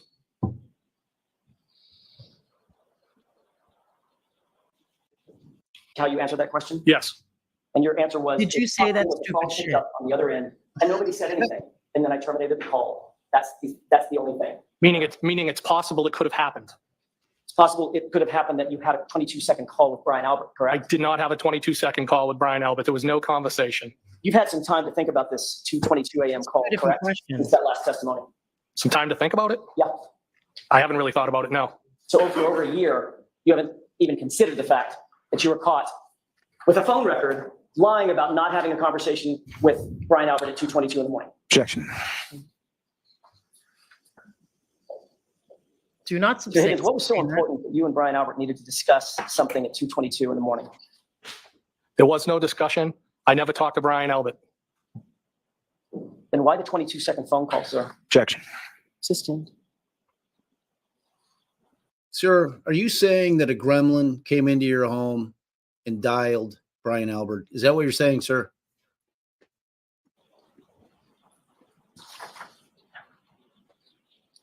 I want to talk about what you did after you woke up on January 29th, 2022. Well, we did feed It was him after obviously a midnight. memorable day in your mind, correct? It was a sad day. Ogwise. You gotta watch it. The very first person you spoke to after waking up was who? Well, I believe I said I got the call from Chief Berkowitz. That's not my question. Say that again? Who's the first person you spoke to on the phone that morning when you woke up? Brian Albert. What about your chief? Oh, right. Whose idea was it for you to drive to Brian Albert's house that morning? It was my idea. Was it important to you to speak with Brian Albert in person rather than over text or phone call? No, it was important to support the people that were there. So of course you drove over to his house and had an opportunity to speak to him in person without any law enforcement presence, correct? I was there with everybody, not just Brian Albert. And Brian Albert was in the house and you were in the house, right? That's correct. So you had access to him and others without any law enforcement there. Is that right? That's correct. As soon as you got off the phone with Brian Albert that morning, who did you call? At 7:22 a.m., if you were. I think I might have called Chief Berkowitz back. So as soon as you got off the phone with Brian Albert, first thing in the morning, the next call you made was to Chief Berkowitz. Is that right? Yes, because he had called me first. Yes, I called him back. Did you request from Chief Berkowitz any information that he may have had concerning the investigation surrounding John Babe. O'Keefe being found at What? 34 Fairview that morning? No, Who's the Nicole in this question? Were you trying to see how much law enforcement knew right away? absolutely. I didn't even know what happened. Were you trying to gather information about what happened so that you would know what happened? Objection. I'll allow it. Is that No. what you were trying to do? No, Your Honor. His wife. What did Chief Berkowitz tell He's- you about his knowledge of John O'Keefe's body being found just after 6 a.m.? Objection. Sustained. Did you tell Chief Berkowitz that you had been with John O'Keefe and you were at the crime scene the night before? Objection. Sustained. You can ask that differently. Did you inform Chief Berkowitz that you had been with John O'Keefe the night before? Objection. I'll allow it. I believe I may have told him at some point that I saw John at the waterfall. Did you tell Chief Berkowitz that you'd been at 34 Fairview? I believe I did. Did you tell him that your vehicle was parked just feet away from where John's body was discovered? No, because I didn't know where he was discovered. Did you tell Chief Berkowitz that you and Brian Albert had a call at 2:22 in the morning? Objection. Sustained. Did you tell Chief Berkowitz that you had been flirting with John O'Keefe's girlfriend in the weeks prior to his death? No. Did you ever tell Chief Berkowitz about the nature of your interest in Miss Reed? No, I don't believe so.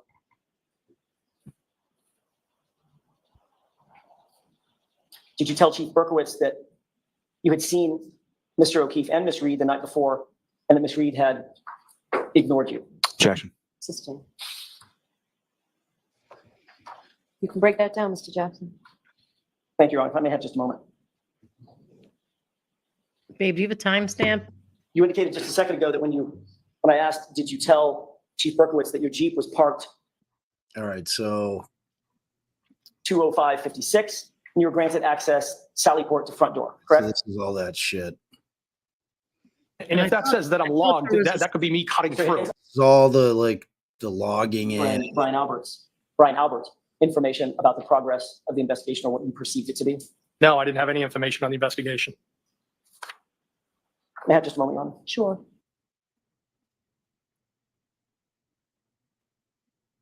It I'm was, not it- trying to make it sound like anything, sir. I'm asking a question. Had you discussed this case or the issues surrounding this case with those folks? I did discuss things when I went back to the house. Yes. And that was before you met with Trooper Proctor and Trooper Buchanan, Yes, correct? that's correct. You had already spent an enormous amount of time at Canton PD. We've just gone through those records. Is that right? I have been at Canton PD. Yes. And you had been able to talk to, you had access at least to all the officers, correct?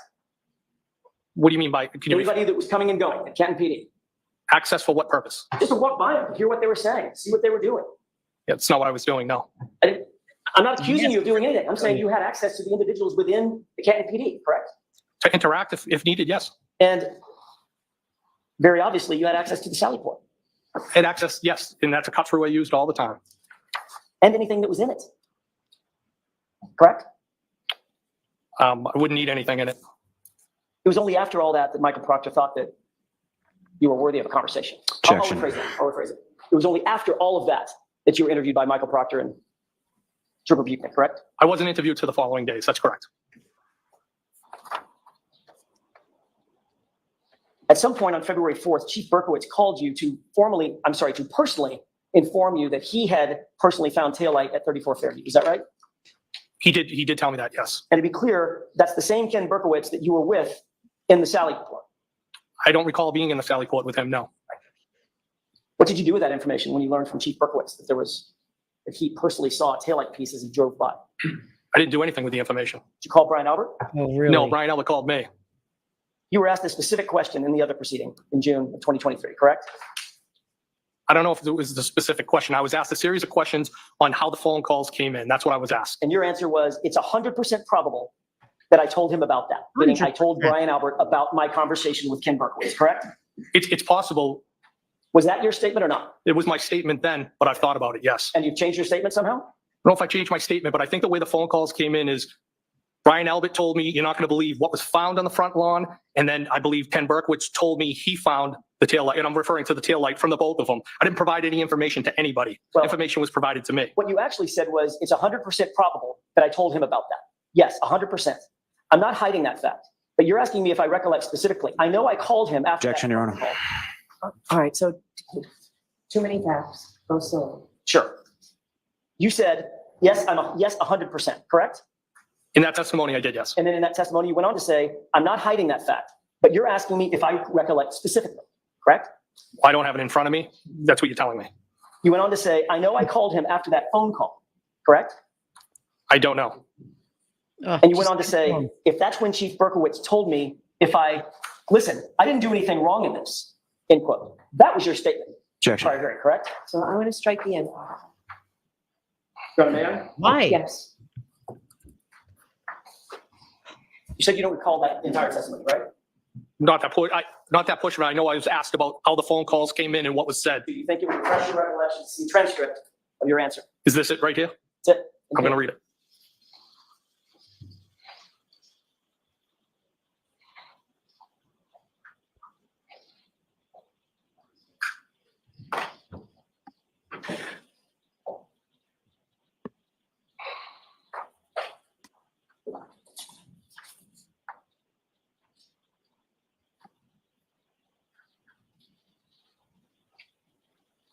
Yes, after the police station, yes.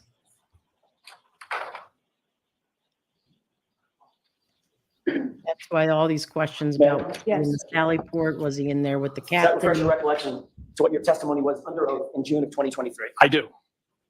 And you said, if that's what Chief Berkowitz told me, listen, I didn't do anything wrong in this, correct? That was the statement I made, yes. And you said you didn't do anything wrong because you did something fucking wrong. Why did you say, listen, I didn't do anything wrong in this? Objection. Why'd you say that? Because I felt they were being accusatory, and I was trying to explain what was going on. And what I had said over that was, I believe what I said, something to the effect, I can't be 100% positive. And then when I went on to say, it's probable. But I felt like they were being accusatory, and I was trying to explain how the phone calls came in. I've had time to reflect about it after that, since that testimony. And both that information about the taillight that was found was provided by each person. I didn't provide any information to anybody. I actually love when Judge Bev does that. I love when she asks the question like that. Why'd you say that? Next question. Thank you. You said, look, I didn't do anything wrong in this because it looks like you and Ken Berkowitz were colluding to provide information to Brian Albert, correct? Objection. Is that correct?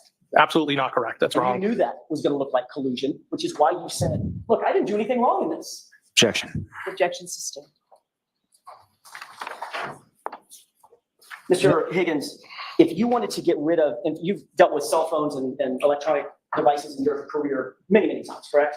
Over my career, yes. No. You've probably even written search warrants for them, things But like that, you're right? guaranteed I will if you If you do. wanted to destroy evidence on your cell phone, what kind of steps might you take to Good do that? answer. Objection. If you wanted to just get rid of information on your cell phone that would be unrecoverable, what steps might you take? Objection. Do you know how to get rid of information on your cell phone? Objection. That's a lie. You can answer that. Do I know how to get rid of information? I mean, I think there's different ways. You could wipe your phone. Anything else? You could wipe your phone. Good. Factory reset. Factory reset might be one, wiping your phone, taking the SIM card out. I don't know that the SIM card is going to take information that's on the phone out. So that might be one avenue. You can break the SIM card in half or It snap could, it. it correct? could, yes. You know, the SIM card stores an enormous amount of data that the phone's just a brick. No, I don't know that. Okay. You could also, if you take the SIM card out, you just get rid of the phone somehow, right? Just destroy it. Yes. Might even consult with some kind of an expert to help learn how to permanently erase things from a phone, like a forensics expert, for instance. Objection. Sustained. On Saturday, January 29th, you spent much of the morning rather, at Brian Albert's house, and then the rest of the day variously at Canton PD. You would agree with that, correct? No, you said I spent much of the morning at Brian Albert's house? Correct. In other words, you went over there at whatever it was, 7:50, 8 o'clock, something like that, and then until about 9 He o'clock. said No, I got over 7. there around 7 o'clock, and I was there less than an hour. I wasn't there most of the day. Okay. I never went back there. So you spent time at Brian Albert's house, then much of the rest of the day at Canton PD, correct? Yes. And then the very next day, that Sunday, you called a friend of yours, a guy named Matt Kelch, didn't you? Yeah, he's my best friend. And Yes. he's a special agent with the FBI, isn't he? No, he's not. Was he then? He's never been a special agent with FBI. He's a special agent with ATF. My mistake. I thought he was He with the worked. FBI. He's a Yeah. federal special agent, Building. He's a coworker of mine. Yes. which makes him a federal special agent, right? An ATF agent. Yes. And does he work for or have access to the Regional Computer Forensics Lab? Yes, he works over there. Okay, that's the FBI Regional Computer Forensics Lab, correct? Yes. That's how I got my mistake. I apologize. Well, I just want to make sure the record's reflected correctly. You and me both. So you reflected it correctly. So Matt Kelch is an ATF agent who works at the FBI Regional Computer Forensics Lab, correct? Yes. And he's an expert in digital forensics, is he not? He has a level of expertise more than myself. And Yes. he's one of your best friends. He is my best friend. You spoke to him about the death of John O'Keefe, did you not? Robert Yes. Michael. And you asked him for a personal favor, sort of off the books, correct? Objection. Let's. Pause and Did you ask him for a personal? summarize all of this because it goes on for a while. No, there's literally very little of this left. Like we're in the last 10 minutes. All right.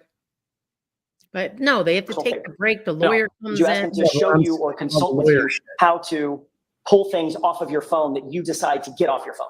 I asked him how I could pull text strings off my cellular telephone for the purpose of providing them to law enforcement. This was not in connection with any case that he was working, correct? That's correct. It was not in connection with any case you were working, correct? Objection. Objection sustained, but you already answered. I'll strike that answer. Second question you can answer. Is this in connection to any case you? No, Your Honor. Next question. But you asked your friend to utilize his resources to teach you how to extract certain information off your phone. Is that what you did? I asked him if it was possible to get this off, if there was a method to get this off my phone so I could provide it to law enforcement. And that information was selected by you, correct? Two particular text threads, yes. Right. In other words, there was nobody else that was picking and choosing what to get off your phone. That was just you. It was me, yes. And the reason you did that, Mr. Higgins, is that you wanted to control and limit the amount of information that was pulled off your phone, right? Objection. Is that why you did it? No, I did it because I wanted to provide it to law enforcement, Your Honor. Okay, next question. But you could have just provided your phone to law enforcement and let them image the entire thing, correct? I guess that was an option, yes. And you knew that was an option at the time. And you're a trained ATF agent. No, he's still on the stand. So when we start tomorrow morning, Buford, he's going to still be under cross-examination. She did not release him as a witness. She was just done. It was like after 4:30. She typically stops at 4. She had asked the jury if they would mind if they went an extra half an hour. She did. And at this point, it was like 4:33 when she ended up stopping the cross, saying, you get one more question for the day, not in total. What's the question? You knew it was an option to just hand your phone over. Just pick it up and give it to them. And there was also an option to provide it to them as well. Right. But you chose the one that you got to select the information, not the one where they would get everything, correct? Objection. Stand us to that form. Did you actually go to the FBI Computer Forensics Lab? Yes. Let me correct that. I didn't go to the lab itself. I went to a kiosk, what they refer to as a kiosk on the first floor over at FBI. Okay. And all local PDs, law enforcement have access to that. And that's obviously, It's an unrestricted area. You can be in there, as I understand it, unaccompanied if you're local law enforcement. It's on the first floor. that is a federal facility, however. Yes, it is. Did you utilize any computer or any data extraction machinery, if you will, a computer or something to extract this data? Well, it was a machine. I don't know what it's called. Okay, fair enough. I'll use the word machine. I don't know what it's called either. So you hooked that phone up to a machine, correct? Yes, And that machine belonged to the FBI. It didn't belong to you. Is that right? that's correct. So that was a federal resource, not for Machine. anything having to do with any official case that you were working. Isn't that right? Objection. So I need to see you. I know this is, I need to see you. All right. So at this point, they discuss this about that he's possibly implicating himself in a crime. They bring in his lawyer, tell the lawyer what the questions are that they're about to ask. The lawyer talks to him for 10 seconds, sorry. And then we come back and bring the jury back into the room. And Jackson asks the questions that he Ends on for the day. after we get to the finally to the You may not use your public office for your own personal or private gain or for the gain of persons or Right, so private he's reading and an employment statute each to here. present authorized purposes. Were you aware of that federal regulation? That objection sustained. So, Stand us to that form. in fact, you were successful in getting information off your phone, which is the text that you turn over to the Commonwealth, correct? Objection. In that form, you're almost there, Mr. Jackson. That form was improper. The information that was ultimately pulled off your phone was the information that you selected and you and Matt Kelch worked together to get off your phone, correct? Objection. Is that correct? No, Your Honor, if I could explain. Sure. He walked me through on how I could pull the text string with John O'Keefe and the defendant. He walked me through the process, how to use the machine. And then you did that. I did do that. That's And that's correct. what you turned over to the police. That's correct. And any other information would still be on your phone ending in 5421, correct? Well, that information stayed on my phone. I just took those strings off and provided them to the Mass State Okay, Police. so where's your phone? I do not have that phone anymore. You destroyed that phone, haven't you? No, I threw the phone away. Oh, I didn't- That's destroying the phone, isn't it? I had every right to do that. I didn't ask you about your rights. When I threw it away, if I was going to take it out, I would break it or cut it. But I did not wipe the phone. I did not take anything else Who off. needs to If I wipe was it when gonna you throw do the all phone that, away, sir? that's what I would have done. Okay. You know, as an ATF agent with electronic data experience, when you pull the SIM card out and break it, and then throw the phone away and the SIM card away, you don't need to wipe the phone. Objection. Sustained. No, Jackson, that's it. that should not have been. One sustained. more question.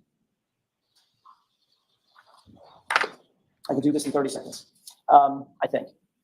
You were aware I think he that, did say. that there was a court order that you not alter, delete, or destroy, or in any way manipulate your phone or the electronic data associated with it, correct? Objection.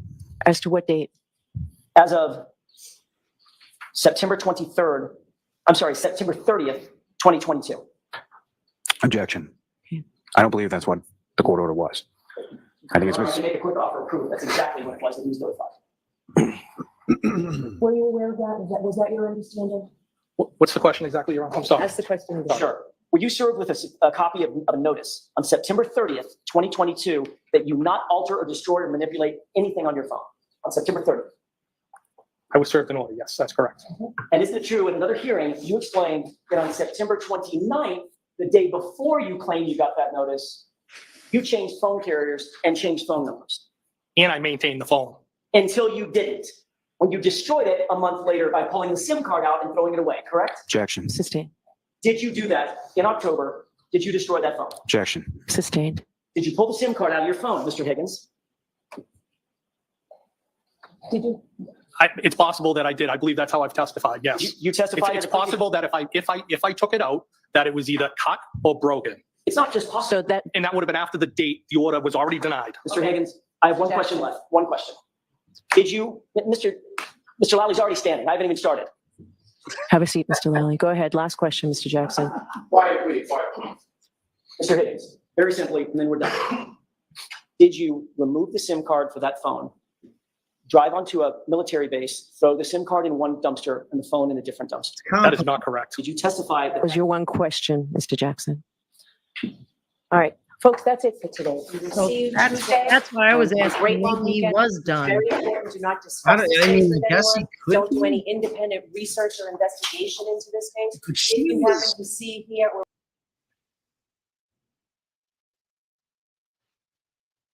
she was cutting the court for the day. There's, Right. I have not seen her stop any lawyer and limit their questioning, saying you're done after one. It was the end of the day. I mean, that's not to say that he can't be done.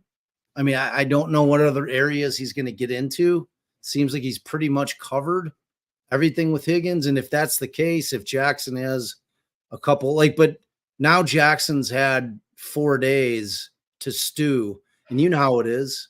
You know how it is for us. I mean, Yeah, he could. more than we don't anybody, even it's like- know I mean, like we were told that Teresa at Criminality thought that he signed a waiver before Karen Read signed a waiver before they left that Jackson didn't need to be in court. oh yeah, that's right. That's crazy shit. I don't understand that. I mean, Yeah. so You guys are right. Yeah. Criminality, Teresa did say that. And I see a lot of people in the chat confirming that they've heard that I've never heard of that. Yannetti picking up, Yannetti will have to handle recross if she allows for it. I don't know, but it's like Have to. now they've had like 4 days. You know how it is with Cross. We're always like, God damn it, I wish I would have asked this question. Wish I would have asked that question. You know, now they've had 4 days. And like there was an interaction between Yannetti and Jackson at the end there where Yannetti goes up to him and you could tell he's like, dude, you didn't nail him on this thing. It's like you know, you saw that kind of thing, like conversations that you and I will have, like one of us like whiffed on something.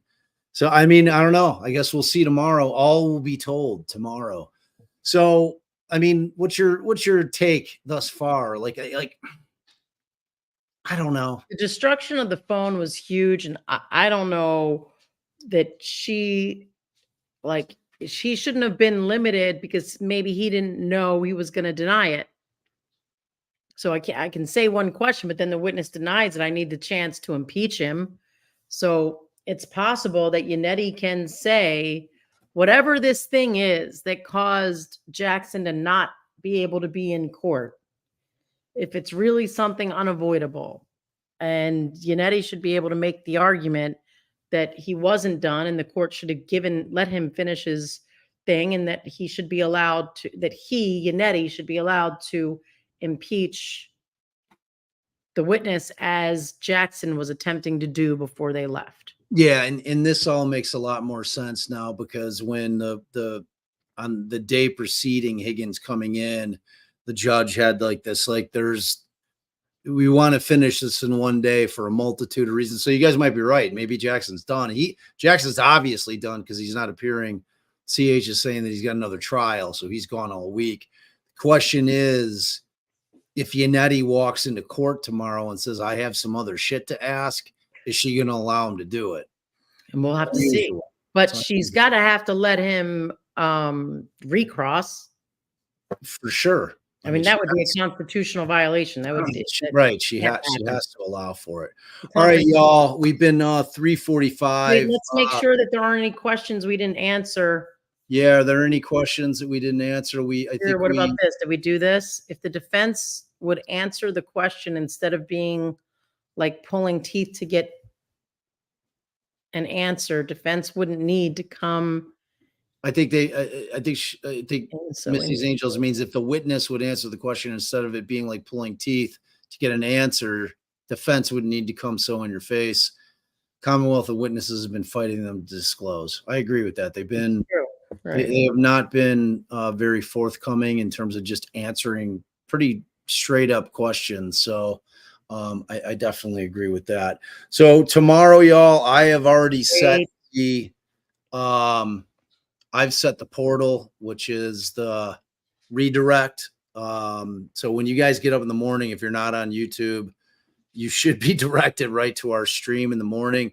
Starts 8:45. On Jay's channel, on the Shaming of Jay, is that what we said? On the Shaming of Jay's channel, like I said, I've redirected everybody.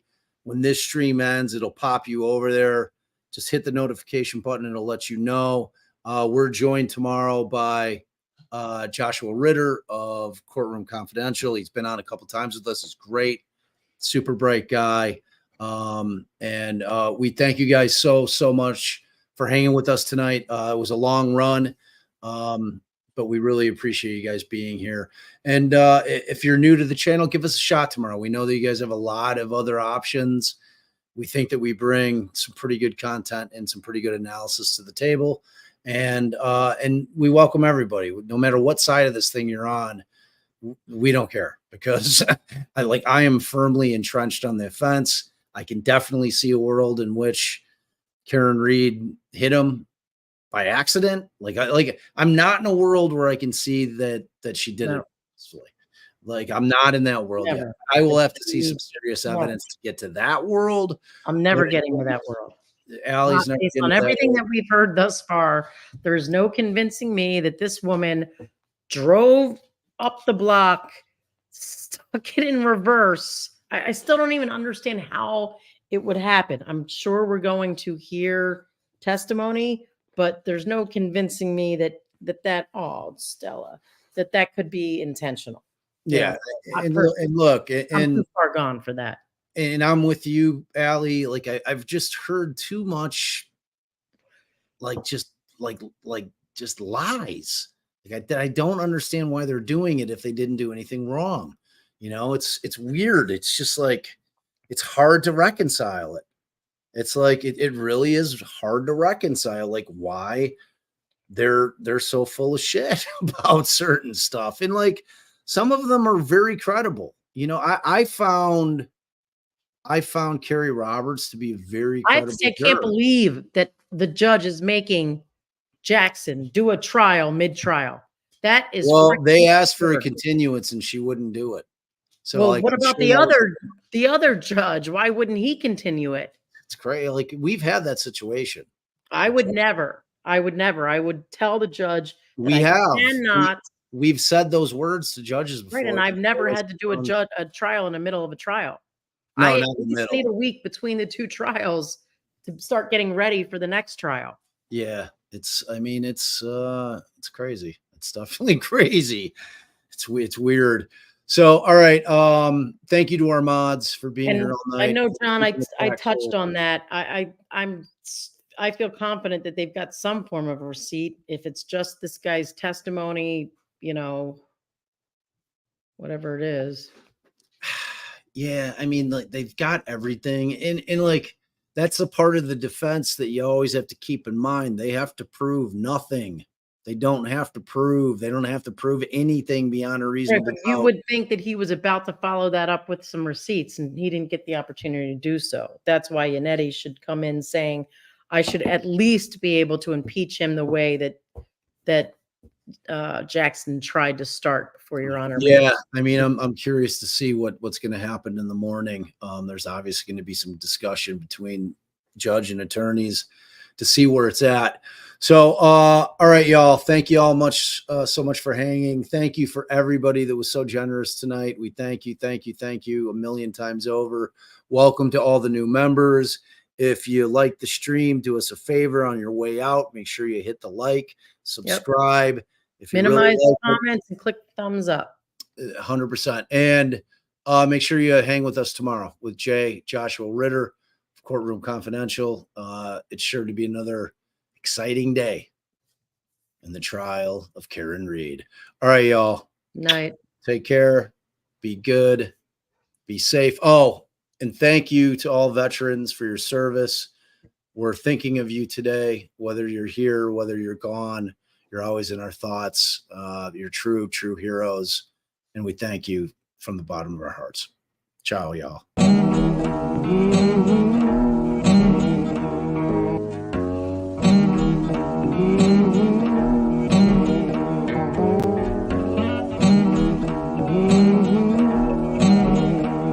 Heart